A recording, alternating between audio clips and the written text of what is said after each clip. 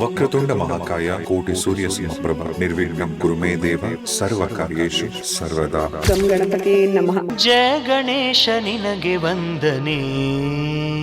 ಗಣೇಶ ಹೇಗ್ ಸೃಷ್ಟಿಯಾದ? ಪಾರ್ವತಿ ಎಲ್ಲಾ ವಿಚಾರಕ್ಕೂ ಮೊದಲು ನಂದಿ ಹತ್ರ ಹೋಗಿ ಹೇಳ್ತಿದ್ಲು, ನಾನು ಹೇಳಿದ ಆಜ್ಞೆನ ನೀನ್ ಪಾಲಿಸ್ಬೇಕು ಅಂತ. ನಂದಿ ಶಿವನ ಶಿಷ್ಯನಾಗಿದ್ರಿಂದ ಶಿವ ಹೇಳಿದ್ ಮಾತ್ರ ಪರ್ಫೆಕ್ಟ್ ಆಗಿ ಕೇಳಿಸ್ಕೊತಿದ್ರು, ಬಿಟ್ಟು ಬಿಡ್ತಾನೆ ಒಳಗ್ ಹೋಗು ಅಂತ. ಪಾರ್ವತಿಗೆ ತುಂಬಾ ಕೋಪ ಬರುತ್ತೆ. ಇಡೀ ಸೃಷ್ಟಿಯಲ್ಲಿ ನನ್ನ ಮಾತನ್ನ ಕೇಳೋ ಅಂತ ಒಂದ್ ವ್ಯಕ್ತಿ ಬೇಕು. ಒಳವಾಗ ಗಣೇಶನ್ನ ತನ್ನದೇ ಜೀವಶಕ್ತಿಯನ್ನ ಕೊಟ್ಟಿರೋದು.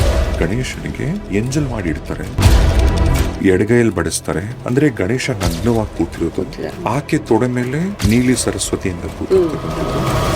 ಸೊ ಇದು ಉಚ್ಚಿಷ್ಟ ಗಣಪತಿಯನ್ನ ತಾಂತ್ರಿಕರು ತುಂಬಾ ಪೂಜೆ ಮಾಡ್ತಾ ಹೋಗ್ತಾರೆ ಮಶಾಣದಲ್ಲಿ. ಮತ್ತೆ ಸಿದ್ಧಿ ಮಾಡ್ಕೊಳ್ಬೇಕಾದಂತಹ ತುಂಬಾ ಜನ ಉಚ್ಚಿಷ್ಟ ಗಣಪತಿದು ಯಾರು ಸಿದ್ಧಿಸ್ಕೋಬೇಕು ಅಂತ ಆಸೆ ಪಡ್ತಾರೋ ಅವ್ರು ಮಾತ್ರ ಸೆಪರೇಟ್ ಆಗಿ ಇಟ್ಕೊಂಡು ದೇವರ ಮೂರ್ತಿಯನ್ನ ಅವ್ರು ಪೂಜೆ ಮಾಡ್ತಾ ಹೋಗ್ತಾರೆ.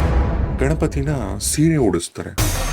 ಆಕ್ಚುಲಿ ನನಗೆ ಇಷ್ಟವಾದ ಸ್ವರೂಪ ಅದು ವಾಂಚಾ ಕಲ್ಪಲತಾ. ದೇವಿ ಸ್ವರೂಪದಲ್ಲಿ ದೇಹ ಭಾಗವನ್ನ ನೋಡ್ತೀರಾ, ತಲೆ ಭಾಗ ಗಣೇಶಂದಿರುತ್ತೆ. ಗಣೇಶ ಒಬ್ಬನ್ಗೆ ವಾಂಚಾ ಕಲ್ಪಲತಾಗಿ ನೀವು ಪೂಜೆ ಮಾಡಿದ್ರೆ ಸಾಕು, ಎಲ್ಲಾ ಎನರ್ಜಿಗೂ ಒಟ್ಟಿಗೆ ಪೂಜೆ ಮಾಡಿದ ಹಾಗೆ. ಒಂದು ಹಾವು ಕಟ್ಕೊಂಡು ಮತ್ತೆ ಇಲಿ ಮೇಲೆ ಕೂತಿರೋದು ನೋಡಿ, ಅದೆಷ್ಟು ವೈರತ್ವ ಇರುವಂತಹ ಕಾಂಬಿನೇಷನ್ ನ ಗಣೇಶ ಒಬ್ಬನೇ ಇಟ್ಕೊಂಡಿದ್ದಾನೆ. ಗಣೇಶ ಹೋಗಿ ಯುದ್ಧ ಮಾಡಿ ಆ ಗಂಧರ್ವನನ್ನ ಸೋಲಿಸಿ ನೀನ್ ಶಾಪ ಕೊಡ್ತಾನೆ, ನೀನ್ ಇಲಿ ಆಗಿ ಹೋಗು ಅಂತ. ಆ ಇಲಿ ನಾನೇ ನಿನಗೆ ವಾಹನವಾಗಿ ಬರ್ತೀನಿ ಅಂತ ಅನ್ಬಿಟ್ಟು ಒಂದು ದೊಡ್ಡ ಇಲಿಯಾಗಿ ಬರುತ್ತೆ. ಗಣೇಶ ಹಬ್ಬದ ದಿನ ಭೂಲೋಕಕ್ಕೆ ಬಂದು ಕಡಬೆಲ್ಲ ತಿಂದ್ಬಿಟ್ಟು ಗಣೇಶನ್ಗೆ ಹೊಟ್ಟೆ ಬಿರಿದೋಗುತ್ತೆ. ಏನ್ ತಗೊಂಡ್ ಕಟ್ಕೊಳ್ಳೋಣ ಅಂತ ಹಾವನ್ನ ತಗೊಂಡು ಹಿಂಗ್ ಬಿಗಿದ್ಕೊಳ್ತಾನೆ.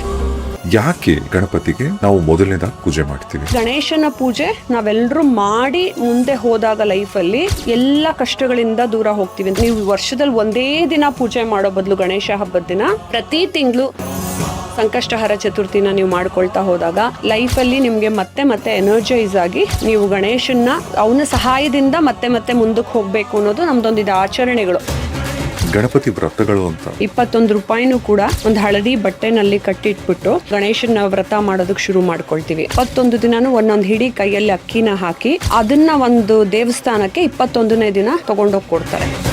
ಗಣೇಶ ಸುಬ್ರಹ್ಮಣ್ಯನ್ಗೆ ಪ್ರಪಂಚವನ್ನೇ ನೀವು ತಿಳ್ಕೋಬೇಕು, ಜಗತ್ ಹೇಗ್ ಸೃಷ್ಟಿ ಆಯ್ತು, ಹೇಗ್ ನಡೀತಿದೆ, ಓಕೆ ನಾನು ಎಲ್ಲವನ್ನು ನೋಡ್ಕೊಂಡ್ ಬರ್ತೀನಿ ಅಂತ ಜುಯ್ ಅಂದ್ಬಿಟ್ಟು ಸುಬ್ರಹ್ಮಣ್ಯ ನವಿಲನ್ನ ತನ್ನ ವಾಹನ ನೇರ್ಬಿಟ್ಟು ಓಡ್ ಹೊರಟೋಗ್ತಾನೆ. ತಂದೆ ತಾಯಿ ಕೂತಿದ್ದಾಗ ನೀವೇ ನನ್ನ ಜಗತ್ತು, ನೀವೇ ನನ್ನ ಬ್ರಹ್ಮಾಂಡ ಅಂತ ಶಿವ ಪಾರ್ವತಿಗೆನೆ ಗಣೇಶ ಒಂದು ಕೈ ಮುಗಿದು ಒಂದು ಸುತ್ತನ್ನ ಬಂದು, ನಿಮ್ಮಲ್ಲೇ ಎಲ್ಲವೂ ಅಡಗಿದೆ, ನಾನ್ ನಿಮಗ್ ಸುತ್ತ ಹಾಕಿದ್ರೆ ಸಾಕು ಎಲ್ಲವನ್ನೂ ಪಡ್ಕೊಳ್ತೀನಿ ನಾನು.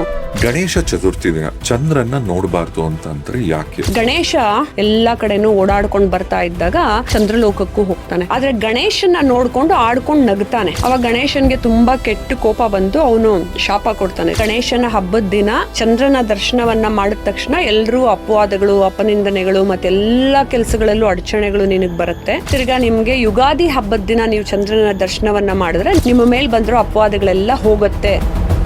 ಲಕ್ಷ್ಮಿ, ಸರಸ್ವತಿ ಮತ್ತೆ ಗಣೇಶ ಈ ಮೂರೂ ಜನರು ಯಾವಾಗಲೂ ಒಟ್ಟಿಗೆ ಇರ್ತಾರೆ. ಹಿಂದೆ ಇರ್ತಕ್ಕಂಥ ಉದ್ದೇಶ ಏನು? ಅವರೆಲ್ಲರೂ ಏನಂದ್ರೆ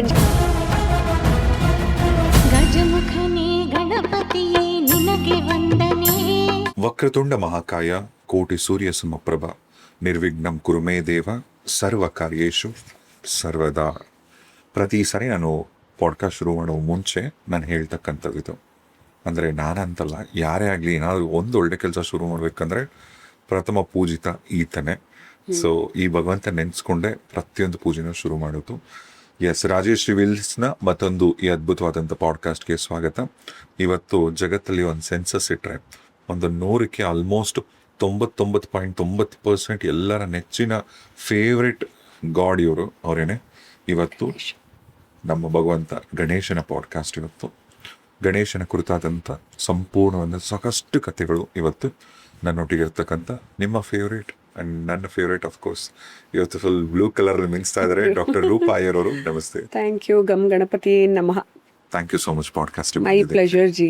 ಅಂಡ್ ನನಗೆ ಚಿಕ್ಕ ವಯಸ್ಸಿಂದ ಗಣಪತಿ ಅಂದರೆ ಭಯ, ಭಕ್ತಿ ಅದೆಲ್ಲದಕ್ಕಿಂತ ಹೆಚ್ಚಾಗಿ ನಂಗೇನೋ ಒಂಥರ ಆತ್ಮೀಯರ ಥರ, ಒಂದು best friend. I am sure podcast ಮಾಡ್ತಾರೆ ಎಷ್ಟೋ ಜನ ನನ್ನ ಸ್ನೇಹಿತರಿಗೂ ಹಂಗೆ ಅನಿಸ್ತಿರುತ್ತೆ.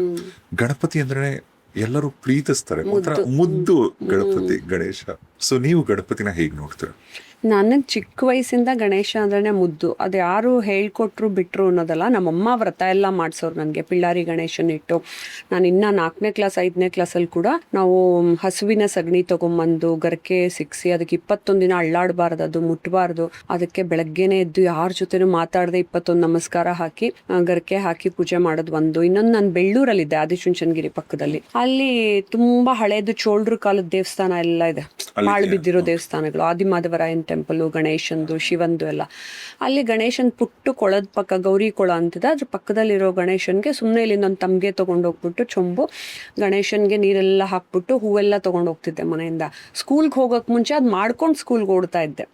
ಇದು ಹೆಂಗೆ ಭಕ್ತಿ ಅಂದರೆ, ಪ್ರಾಬಬ್ಲಿ ಹೋದ ಜನ್ಮದಿಂದ ನಮ್ಗೊಂಚೂರು ಪುಷ್ ಕೊಟ್ರೆ ತಾನಾಗೆ ಎನರ್ಜಿ ಬರುತ್ತೆ. ದೇವರೇ ಮಾಡಿಸ್ಕೋತಾರೆ ಅಂತೀವಲ್ಲ, ಇವಾಗ ತಿರುಪತಿಗೆ ಅವನೇ ಕರೆಸ್ಕೋಬೇಕು ಅಂತ, ಹಾಗೆ ದೇವರೇ ಮಾಡಿಸ್ಕೊಳ್ತಾ ಹೋದ. ಗಣೇಶನ್ನ ಮೊದಲಿಂದ, ಆಮೇಲೆ ನಮ್ಮ ಮನೇಲಿ ಒಂದು ಗಣೇಶನ ಫೋಟೋ ಹಾಕಿರ್ತಿದ್ವಿ ಬಾಗ್ಲ ಹತ್ರ.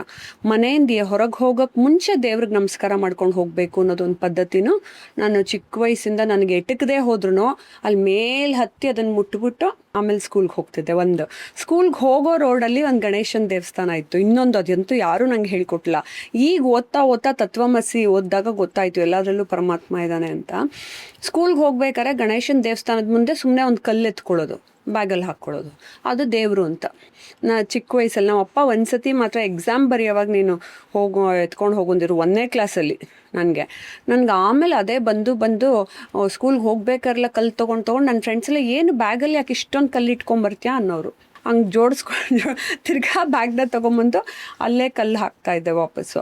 ಅಂದರೆ ಆ ಒಂದು ಕಲ್ಲಲ್ಲೂ ಎನರ್ಜಿ ಇದೆ ಅನ್ನೋದು ನಾವು ಭಾರತೀಯರು ಎಷ್ಟು ಚೆನ್ನಾಗಿ ರಿಲೇಟ್ ಮಾಡ್ಕೊಳ್ತೀವಿ. ಒಂದು ಧೂಳಲ್ಲಿ, ಕಲ್ಲಲ್ಲಿ ನಿರಾಕಾರ ಪರಬ್ರಹ್ಮನ ನೋಡ್ತೀವಿ, ಆಕಾರವನ್ನು ನೋಡ್ತೀವಿ, ಅದನ್ನೇ ಪ್ರೀತಿಸ್ತಾ ಹೋಗ್ತೀವಿ. ನೀನೇಪ್ಪ ದೇವರು ನನ್ನ ಜೊತೆ ಇದೆಯಾ ಬಾಗಟ್ಟಿಗೆ ಅಂತ. ಸೊ ಆ ಗಣೇಶಂದು ಹೇಗೆ ಅಂದರೆ, ಎಲ್ರಿಗೂ ನೀವು ಹೇಳ್ದಂಗೆ ಎಷ್ಟೊಂದು ಜನ ನಾನು ನಾಸ್ತಿಕರಿ, ನಾನು ದೇವ್ರನ್ನ ನಂಬಲ್ಲ, ಆದರೆ ಗಣೇಶನ ಮಾತ್ರ ನಂಬ್ತೀನಿ ಅಂತಾರೆ.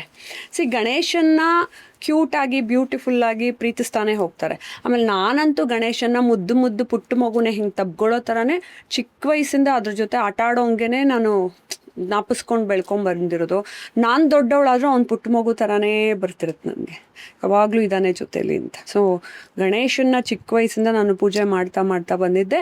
ಅವನೇ ನನಗೆ ಒಂದೊಂದು ದಾರಿನೂ ತೋರಿಸ್ತಾ ಹೋಗಿದ್ದು. ಈಗ ನಾನು ಲಲಿತಾ ಪರಮೇಶ್ವರಿನ ಅಷ್ಟು ಪೂಜೆ ಮಾಡೋಕ್ಕೂ ಈ ಗಣೇಶನ ಪೂಜೆ ಮಾಡ್ತಾ ಅವ್ನು ಜ್ಞಾನೋದಯ ಬುದ್ಧಿ ಕೊಡು ಅಂತಂದರೆ ಅವ್ನು ಬುದ್ಧಿ ಕೊಡ್ತಾನೆ ಬೆಳೆಸ್ತಾ ಹೋಗ್ತಾನಲ್ಲ, ಅವನೇ ಅಲ್ಲಿಗೆ ಕರ್ಕೊಂಡು ಹೋಗಿದ್ದು. ರೂಪಾ ಅವರೇ, ಈಗ ಭಗವಂತ ಈಗ ಪ್ರಾಣಿಗಳ ಮುಖ ಇಟ್ಕೊಂಡಿರ್ತಕ್ಕಂಥ ಭಗವಂತ ಸಾಕಷ್ಟು ಜನ ಅನ್ಬೋದು.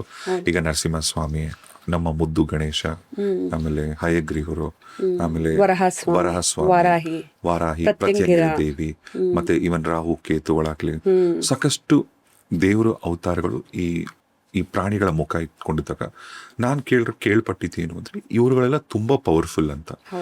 2 ಪ್ರಶ್ನೆ ನಿಮಗೆ. ಒಂದು, ದೇವರುಗಳು ಈ ಅನಿಮಲ್ಸ್ ಅಂದ್ರೆ ಈ ಪ್ರಾಣಿಗಳ ಮುಖ ತಗೊಂಡು ಭೂಮಿಗೆ ಬಂತೆಂತು ಯಾತಕ್ಕೋಸ್ಕರ ಅಂತ ಒಂದು, ಜೊತೆಗೆ ಏನು ಸೂಚಿಸುತ್ತೆ ಇದು ಅಂತ. ಅಂಡ್ ಇನ್ನೊಂದೇನು ಅಂದ್ರೆ, ಇವರು ಎಕ್ಸ್ಟ್ರೀಮ್ಲಿ ಪವರ್ಫುಲ್ ಅಂತ ಅಂತಾರೆ. ಹೌದು, ಜ್ಯೋತಿಷ್ ಶಾಸ್ತ್ರದಲ್ಲಿ ಕೇತುಗೆ ಹೋಲಿಸ್ತೀವಿ ನಾವು ಅದನ್ನ. ಅಂದ್ರೆ ದೇಹ ಮನುಷ್ಯಂದು, ತಲೆ ಪ್ರಾಣಿದು ಅನ್ನೋದಕ್ಕೆ. ಅವ್ರು ಹೇಗೆ ಮೋಸ್ಟ್ ಪವರ್ಫುಲ್, ಒಂದು ಪರಮಾತ್ಮ ನಾನೆಲ್ಲ ಜೀವರಾಶಿಲೂ ಇದ್ದೀನಿ ಅಂತ ಅನ್ನೋದಕ್ಕೆ. ಇವಾಗ ನಂದಿನೂ ಅಷ್ಟೇ, ಮುಖ ನಂದಿದು, ದೇಹ ಮನುಷ್ಯಂದೇ ಇರುತ್ತೆ. ದೇವ್ರ ನಂದಿ, ಇಲ್ಲಿರೋ ನಂದಿ ಅಲ್ಲ, ಶಿವನ್ ಮುಂದೆ ಇರೋ ನಂದಿ. ಆ ರೀತಿ ಗಣಗಳೆಲ್ಲ ಎಷ್ಟೋ ಜನ ಇದ್ದಾಗ ಅವ್ರಗಳಿಗೂ ಅದೇ ರೀತಿ ಬೇರೆ ಬೇರೆ ತಲೆಗಳಿರುತ್ತೆ. ಇವನ್ ಈ ಸರ್ಪಗಳು, ಹಾವಿನ ಇದ್ರಲ್ಲಿರೋರೆಲ್ಲ ದೇಹ ಒಂದಿರುತ್ತೆ, ತಲೆ ಒಂದಿರುತ್ತೆ. ಸೊ ಆ ರೀತಿ ಪವರ್ಫುಲ್ ಅಂದ್ರೆ ಇಟ್ಸ್ ಅ ಕಾಂಬಿನೇಷನ್ ಬಿಟ್ವೀನ್ ನಾನು ಎಲ್ಲಾದ್ರಲ್ಲೂ ಇದ್ದೀನಿ ಅನ್ನೋದು ಒಂದು ಪರಮಾತ್ಮನ ಶಕ್ತಿ. ಎಸ್ಪೆಷಲಿ ನರಸಿಂಹನ ಅವತಾರ ತಗೊಂಬಂದಾಗ ನಾನು ಅದರಲ್ಲೂ ಇದ್ದೀನಿ, ಇದರಲ್ಲೂ ಇದ್ದೀನಿ, ಎರಡೂ ಕಾಂಬಿನೇಷನ್ ಒಂದಾದಾಗ, ಈಗ ಇವ್ರ ಥರ ಶಿವ ಪಾರ್ವತಿ ಒಂದಾದಾಗ ಅರ್ಧನಾರೀಶ್ವರನ್ ಥರ, ಅದನ್ನೇ ಇದನ್ನು ಗಣೇಶಂದ್ರಲ್ಲೂ ಮುಂದೆ ಬರ್ತಾ ಹೋಗುತ್ತೆ. ಹೇಗೆ ದೇವಿನೂ ಕೂಡ ಗಣೇಶನಲ್ಲಿದ್ದಾಳೆ ಅಂತ ಅನ್ನೋದಕ್ಕೆ.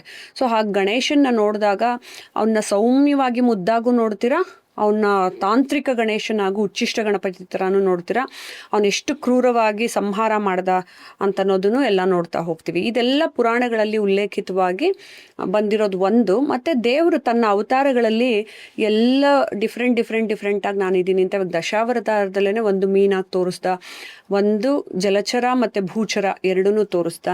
ಅದಾದಮೇಲೆ ತನಗೆ ಅದೇ ಪ್ರಾಣಿ ತಲೆ ಇಟ್ಕೊಂಡು ಬಂದ ವರಹಸ್ವಾಮಿಯಾಗಿ ಆ ಥರ ಒಂದೊಂದೇ ಬರ್ತಾ ಹೋಯಿತು. ಸೊ ಅದು ದೇವರು ತನ್ನ ಎನರ್ಜಿಯನ್ನು ಪವರನ್ನು ತೋರಿಸೋದಕ್ಕೆ ವಿವಿಧ ರೀತಿಯಲ್ಲಿ ಅವತಾರಗಳನ್ನು ಹೊತ್ತು ಬಂದಿರೋದು. ಈಗ ಭಗವಂತ ಗಣೇಶನ ಕತೆ ಕೇಳುವಂಥ ಸಮಯ.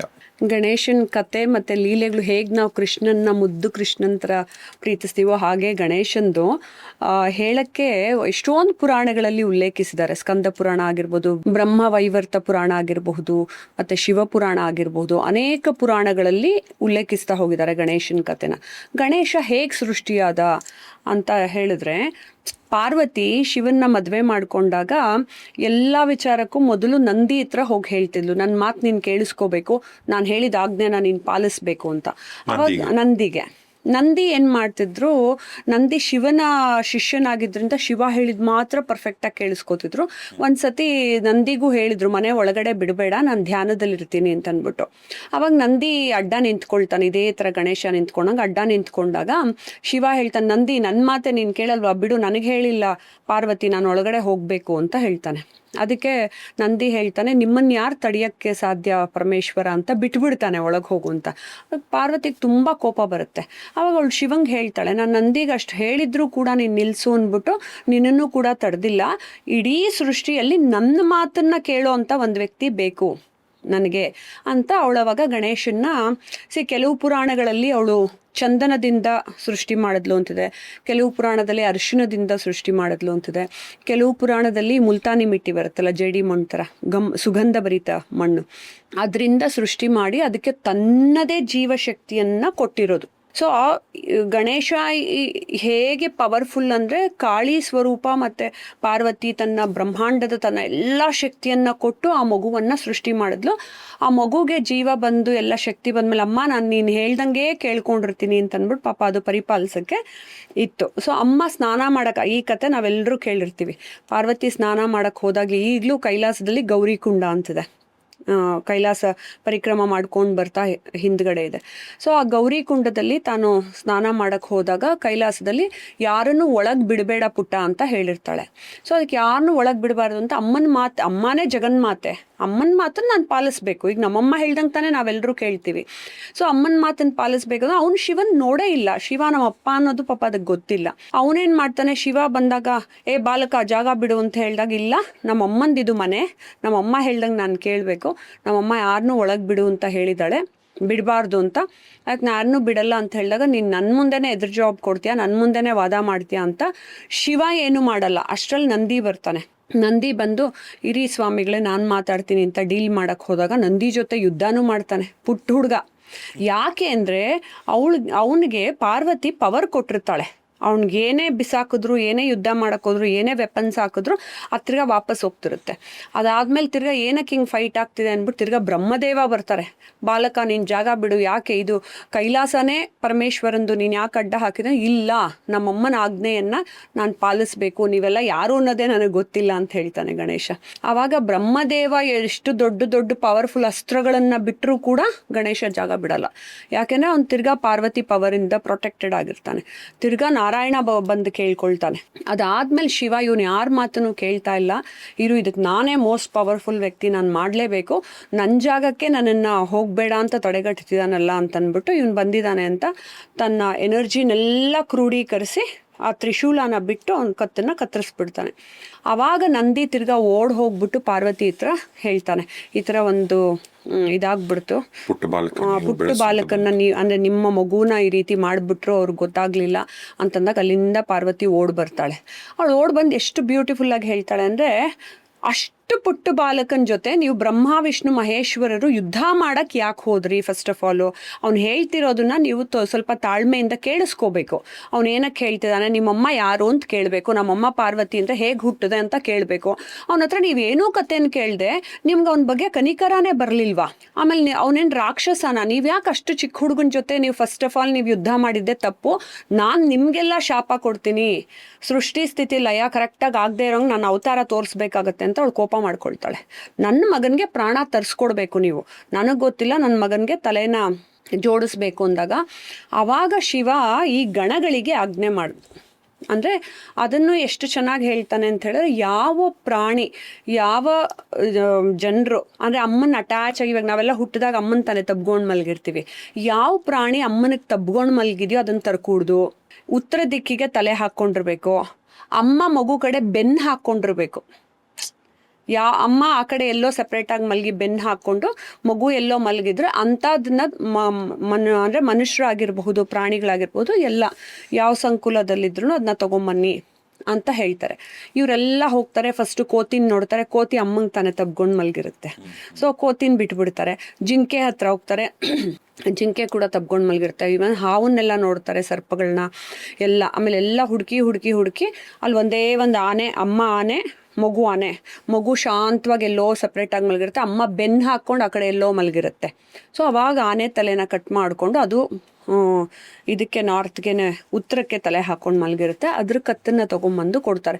ಅವಾಗ ಶಿವ ಆಶ್ಚರ್ಯವಾಗಿ ಕೇಳ್ತಾನೆ, ಯಾಕೆ ನಿಮ್ಗೆ ಯಾವುದೂ ಸಿಕ್ಲಿಲ್ವ ಅಂದರೆ, ಇಲ್ಲ, ನಿಮ್ಮ ಕಂಡೀಷನ್ಸನ್ನು ಒಳಪಡಿಸ್ಕೊಂಡಿರುವಂಥ ಸ್ಥಿತಿಯಲ್ಲಿ ಯಾವುದೂ ಸಿಕ್ಕಲಿಲ್ಲ ಮಹಾಪ್ರಭು, ನನಗಿದೇ ಸಿಕ್ಕಿದ್ದು ಸ್ವಾಮಿ ಅಂತ ತೊಗೊಂಬಂದಾಗ ಇವ್ರು ಹೇಳ್ತಾರೆ, ಬ್ರಹ್ಮದೇವರು ನಾರಾಯಣ ಎಲ್ಲ, ಲೇಟ್ ಆಗ್ತಿದೆ, ಬೇಗ ಇಟ್ಬಿಡಿ, ಬೇಗ ಅದಕ್ಕೆ ಎನರ್ಜಿ ಕೊಡಿ, ಅದಕ್ಕೆ ಪ್ರಾಣ ಬರೆಸ್ಬೇಕು ಅಂತ.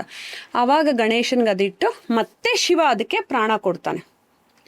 ಎಷ್ಟು ಬ್ಯೂಟಿಫುಲ್ಲಾಗಿ ಗಣೇಶ ಒಬ್ಬನ್ನ ನೀವು 32 ಅವತಾರಗಳಂದರೆ ಎಲ್ಲ ಪುರಾಣಗಳಲ್ಲೂ ಗಣೇಶಂದು 32 ಅವತಾರಗಳನ್ನು ಹೊಂದಿರುವಂತಹ ಗಣೇಶಂದು ಬೇರೆ ಬೇರೆ ಅವತಾರ, ಕ್ಷಿಪ್ರ ಗಣೇಶ ಇರ್ಬೋದು, ಲಂಬೋದರ ಇರಬಹುದು, ಅಥವಾ ಉಚ್ಚಿಷ್ಟ ಗಣಪತಿ ಆಗಿರಬಹುದು, ಅಥವಾ ವಾಂಚಾಕಲ್ಪಲತಾ ಗಣೇಶ ಆಗಿರ್ಬೋದು, ಆ ಥರ ಎಲ್ಲ 32 ಅವತಾರಗಳಲ್ಲೂ ನಾವು ನೋಡಿದಾಗ ಹೇಗೆ ಅಂದರೆ, ಗಣೇಶ ಒಬ್ಬನಲ್ಲಿ ಶಿವನ ಎನರ್ಜಿಯೂ ಇದೆ, ಪಾರ್ವತಿ ಎನರ್ಜಿಯೂ ಇದೆ.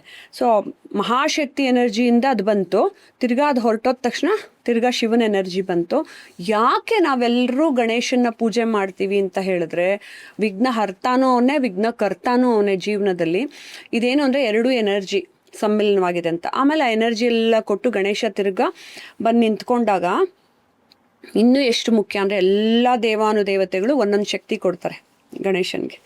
ಬ್ರಹ್ಮ ಆಗಿರಲಿ, ಶಿವ ಆಗಿರಲಿ, ನಾರಾಯಣ ಆಗಿರಲಿ, ಎಲ್ಲರೂ ಒಂದೊಂದು ಕೊಡ್ತಾ ಇದ್ದಾಗ ಶಿವ ಅವಾಗ ಹೇಳ್ತಾನೆ, ನೋಡಪ್ಪ, ನಾನು ಈ ಥರ ಗೊತ್ತಿಲ್ಲದೆ ಈ ರೀತಿ ಮಾಡಿಬಿಟ್ಟೆ, ಆದರೆ ಎಲ್ಲ ಗಣಗಳಲ್ಲೂ ನೀನು ಮೊದಲಿಗನಾಗಿರ್ತೀಯ. ಆಮೇಲೆ ಎಲ್ಲರೂ ಪೂಜೆ ಮಾಡಬೇಕಾದ್ರೆ ಅಗ್ರ ಪೂಜೆಯನ್ನು ನಿನಗೇ ಸಲ್ಲಿಸಬೇಕು, ಹಾಗಾಗಿ ಪ್ರಥಮ ಪೂಜೆಯನ್ನು ನಿನಗೇ ಮಾಡಬೇಕು. ಅವಾಗ ಎಲ್ಲ ವರಗಳು ಅವ್ರಿಗೆಲ್ಲ ಸಿದ್ಧಿಸತ್. ಒಂದು ಪೂಜೆ ಶುರು ಮಾಡಿದಾಗಲೂ ವಿಘ್ನಗಳು ಬರದೇ ಇದ್ದಂಗೆ ಮುಂದಕ್ಕೆ ಹೋಗ್ತಾರೆ ಜೀವನದಲ್ಲಿ ಅಂತ ಶಿವಾನೇ ಕೊಟ್ಟಂಥ ವರ. ಆಮೇಲೆ ಅದು ಶಿವ ಮತ್ತು ಪಾರ್ವತಿಯ ಇಬ್ಬರ ಎನರ್ಜಿನೂ ಸೇರ್ಕೊಂಡಿರುತ್ತೆ. ಆವಾಗ ಗಣೇಶ ಸಂತೋಷವಾಗಿ ತನ್ನ ಕೆಲಸಗಳನ್ನು ಶುರು ಮಾಡ್ಕೊಳ್ತಾನೆ. ಅಮ್ಮನ ಹೋಗಿ ತಬ್ಕೊಂಡು, ಅಮ್ಮ ನಾನು ಮತ್ತೆ ಹೋಗಲ್ಲ ಅಲ್ವಾ ನಿನ್ನ ಬಿಟ್ಟು ಅಂತ. ಅಲ್ಲಿಂದ ಗಣೇಶನ ಕತೆ ಶುರುವಾಯಿತು. ಚಿಕ್ಕ ವಯಸ್ಸಿಂದ ಒಂದು ಪ್ರಸಿದ್ಧವಾದಂಥ ಕತೆ ನಾವು ಕೇಳಿದ್ವಿ ಸ್ಕೂಲಲ್ಲಿ. ಆ್ಯಕ್ಚುಲಿ ಶಿವ, ಪಾರ್ವತಿ ಮತ್ತೆ ಗಣೇಶ ಮತ್ತೆ ಸುಬ್ರಹ್ಮಣ್ಯ, ಈ 4 ಜನರ ಮಧ್ಯೆ ನಡೆಯೋ ಒಂದು ಅದ್ಭುತವಾದಂಥ ಕತೆ ಇದೆ. ನಿಮ್ಮ ಬಾಯಲ್ಲಿ ಕೇಳಿದ್ರೇನೆ ಚೆಂದ. ಅದೆಲ್ಲ ನಾವು ಇಷ್ಟಪಟ್ಟು ಕೇಳ್ತೀವಲ್ವ, ಎಷ್ಟೊಂದು ಉಪಕಥೆಗಳಿದೆ ಆ ಥರ. ಅಂದರೆ ಗಣೇಶ ಸುಬ್ರಹ್ಮಣ್ಯ ಆಟ ಆಡ್ತಾ ಇರ್ತಾರೆ. ಇನ್ನೊಂದೇನು ಗೊತ್ತಾ, the beauty of Shiva family, ಶಿವನ್ನೂ ಪೂಜೆ ಮಾಡ್ತಾರೆ, ಪಾರ್ವತಿನೂ ಪೂಜೆ ಮಾಡ್ತಾರೆ, ಸುಬ್ರಹ್ಮಣ್ಯನೂ ಪೂಜೆ ಮಾಡ್ತಾರೆ, ಗಣೇಶನ್ನೂ ಪೂಜೆ ಮಾಡ್ತಾರೆ, ನಂದಿನೂ ಪೂಜಿಸ್ತಾರೆ. ಸೊ ಒಂದು ಫ್ಯಾಮಿಲಿಲಿ ಎಲ್ಲರೂ ಪೂಜಿಸ್ಕೊಳ್ತಾರೆ ಅಂತ ಹೇಳಿದ್ರೆ ದಟ್ ಇಸ್ ಶಿವಾಸ್ ಫ್ಯಾಮಿಲಿ. ಅವರಿಬ್ಬರು ಆಟ ಆಡ್ತಾ ಇರಬೇಕಾದ್ರೆ ಶಿವ ಅವ್ರಿಗೆ ಹೇಳ್ತಾನೆ, ಪ್ರಪಂಚ ಪರ್ಯಟನೆ ಮಾಡಿಕೊಂಡು ನೀವೆಲ್ಲವನ್ನು ಅರ್ಥ ಮಾಡ್ಕೊಂಬನ್ನಿ ಅಂತ. ಈಗ ನಮ್ಗಳನ್ನಾದ್ರೆ ಸ್ಕೂಲಿಗೆ ಕಳಿಸ್ತಾರೆ, ಜ್ಞಾನ ಪಡ್ಕೊಂಬಪ್ಪ 1ನೇ ಕ್ಲಾಸು 2ನೇ ಕ್ಲಾಸು 10ನೇ ಕ್ಲಾಸು, ಅದಾದಮೇಲೆ ಏನು ಓದಬೇಕು ಅಂತ. ಸೊ ಶಿವಾನು, ಈವನ್ ಋಷಿ ಮುನಿಗಳು ಹಾಗೆ ಕಳ್ಸೋರು ಮಕ್ಕಳನ್ನ. ದೇವ್ರೆಲ್ಲಿದ್ದಾರೆ ಅಂತ ಕೇಳಿದ್ರೆ ಅಪ್ಪಂದ್ರಿಗೆ ಆನ್ಸರ್ ಗೊತ್ತಿದ್ರು ಋಷಿ ಮುನಿಗಳು ಹೇಳ್ತಿರ್ಲಿಲ್ಲ ಮಕ್ಕಳಿಗೆ, ನೀನು 2 ವರ್ಷ ಹೊರಗಡೆ ಹೋಗ್ಬಿಟ್ಟು ಎಲ್ಲ ಕಡೆ ಓಡಾಡ್ಕೊಂಬ, ಆಮೇಲೆ ನನ್ನ ಹತ್ರ ತರ್ಕ ಕೂತ್ಕೋ ಅಂತ ಹೇಳೋರು. ಹಾಗೆ ಶಿವ ಕೂಡ ಮಕ್ಕಳಿಗೆ ಪ್ರಪಂಚದ ಸೃಷ್ಟಿಕರ್ತ ಯಾರು, ಜಗತ್ತು ಏನು, ಜಗತ್ತು ಹೇಗೆ ನಡೀತಾ ಇದೆ, ಜೀವಾತ್ಮ ಪರಮಾತ್ಮ, ಇವನ್ ದೇವಾನುದೇವತೆಗಳು ಕೂಡ ಗೌಪ್ಯವಾದ ಈ ಪರಮಾತ್ಮನನ್ನು ತಿಳ್ಕೊಳ್ಳೋದಕ್ಕೆ ತುಂಬಾ ತಪಸ್ ಮಾಡೋರು. ನೀವು ಇವಾಗಲೂ ನೋಡಿದ್ರೆ ಎಷ್ಟೋ ಜನ, ಇವನ್ ಶಿವಾನೂ ತಪಸ್ಸು ಕೂತಿರ್ತಾನೆ. ನಾವೆಲ್ಲ ಪ್ರಶ್ನೆ ಕೇಳ್ಕೊತೀವಿ, ಯಾಕೆ ಶಿವಾನೇ ದೇವರು, ಅವನು ಯಾಕೆ ತಪಸ್ಸು ಕೂತಿದ್ದಾನೆ, ಅವನ ಹತ್ರ ಎಲ್ಲ ಇದೆ ಅಲ್ವಾ ಅಂತ. ಇವನ್ ಕೃಷ್ಣನ್ ನೋಡಿ, ಕೃಷ್ಣ ತಪಸ್ಸು ಕೂತಿರ್ತಾನೆ, ರಾಮ ತಪಸ್ಸು ಕೂತಿರ್ತಾನೆ, ಹನುಮಂತ, ಎಲ್ಲ ಇದ್ದು ಇವ್ರು ಯಾಕೆ ತಪಸ್ಸು ಕೂತ್ಕೋತಾರೆ ಅಂದರೆ ಅವ್ರಿಗಿಂತ ಮೇಲೆ ಇನ್ನೊಂದು ಎನರ್ಜಿ ಇದೆ. ಸೊ ಅದನ್ನ ಗೌಪ್ಯವಾದ ರಹಸ್ಯವನ್ನ ಅರ್ಥ ಮಾಡ್ಕೋಬೇಕು ಅಂತ ಇವರೆಲ್ಲರೂ, ಅವರು ದೇವಾನುದೇವತೆಗಳಾದ್ರೂ ಇನ್ನೊಬ್ಬರನ್ನ ಪೂಜಿಸ್ತಾರೆ ನೋಡಿ. ಅದಕ್ಕೆ ಇವರು ಕೂಡ ಗಣೇಶ ಸುಬ್ರಹ್ಮಣ್ಯನ್ಗೆ ಪ್ರಪಂಚವನ್ನೇ ನೀವು ತಿಳ್ಕೋಬೇಕು, ಜಗತ್ ಹೇಗೆ ಸೃಷ್ಟಿ ಆಯಿತು, ಹೇಗೆ ನಡೀತಿದೆ ಎಲ್ಲವನ್ನ ತಿಳ್ಕೊಳ್ಳಿ ಅಂತಂದಾಗ ಓಕೆ ನಾನು ಎಲ್ಲವನ್ನು ನೋಡ್ಕೊಂಬರ್ತೀನಿ ಅಂತ ಜುಯ್ ಅಂದ್ಬಿಟ್ಟು ನಮ್ಮ ಸುಬ್ರಹ್ಮಣ್ಯ ನವಿಲನ್ನ ತನ್ನ ವಾಹನ ನೇರ್ಬಿಟ್ಟು ಓಡ್ ಹೊರಟೋಗ್ತಾನೆ. ಎಲ್ಲ ನಾನು ಪ್ರಪಂಚ ನೋಡ್ಕೊ, ಎಲ್ಲ ಲೋಕ, ಎಲ್ಲ ಸೃಷ್ಟಿ, ಇಡೀ ಬ್ರಹ್ಮಾಂಡ ಹೆಂಗೆ ಸೃಷ್ಟಿ ಆಯಿತು ನಾನು ಹೋಗ್ಬಿಟ್ಟು ಬರ್ತೀನಿ ಅಂತಂದ್ಬಿಟ್ಟು. ಸೊ ಆದರೆ ಗಣೇಶ ಎಷ್ಟು ಬ್ಯೂಟಿಫುಲ್ ಆಗಿ ಆ ಒಂದೇ ಕ್ಷಣ ಯೋಚಿಸಿ ನಾನು ಹೋಗೋಕ್ಕಾಗಲ್ಲ, ಆಮೇಲೆ ಅವನ ಹತ್ರ ಇರೋ ಇಲಿ ವಾಹನ ಕ್ರೌಂಚ. ಸೊ ನಾನು ಹಂಗೆಲ್ಲ ಹೋಗೋ ಬದಲು ಕ್ರೌಂಚ ಅಂದ್ರೆ ಅದ್ರದ್ದು ಒಂದು ಕತೆ ಹೇಳ್ತೀನಿ, ಇದು ಹೇಳಿ ಇದು ಮುಗಿಸ್ಬೋಣ. ನನಗೆ ಎಷ್ಟು ಅವ್ನು ಮೊದಲಿಂದ ತಾಯಿನ ಅಷ್ಟು ಪ್ರೀತಿಸ್ತಿದ್ನಲ್ಲ ಗಣೇಶ.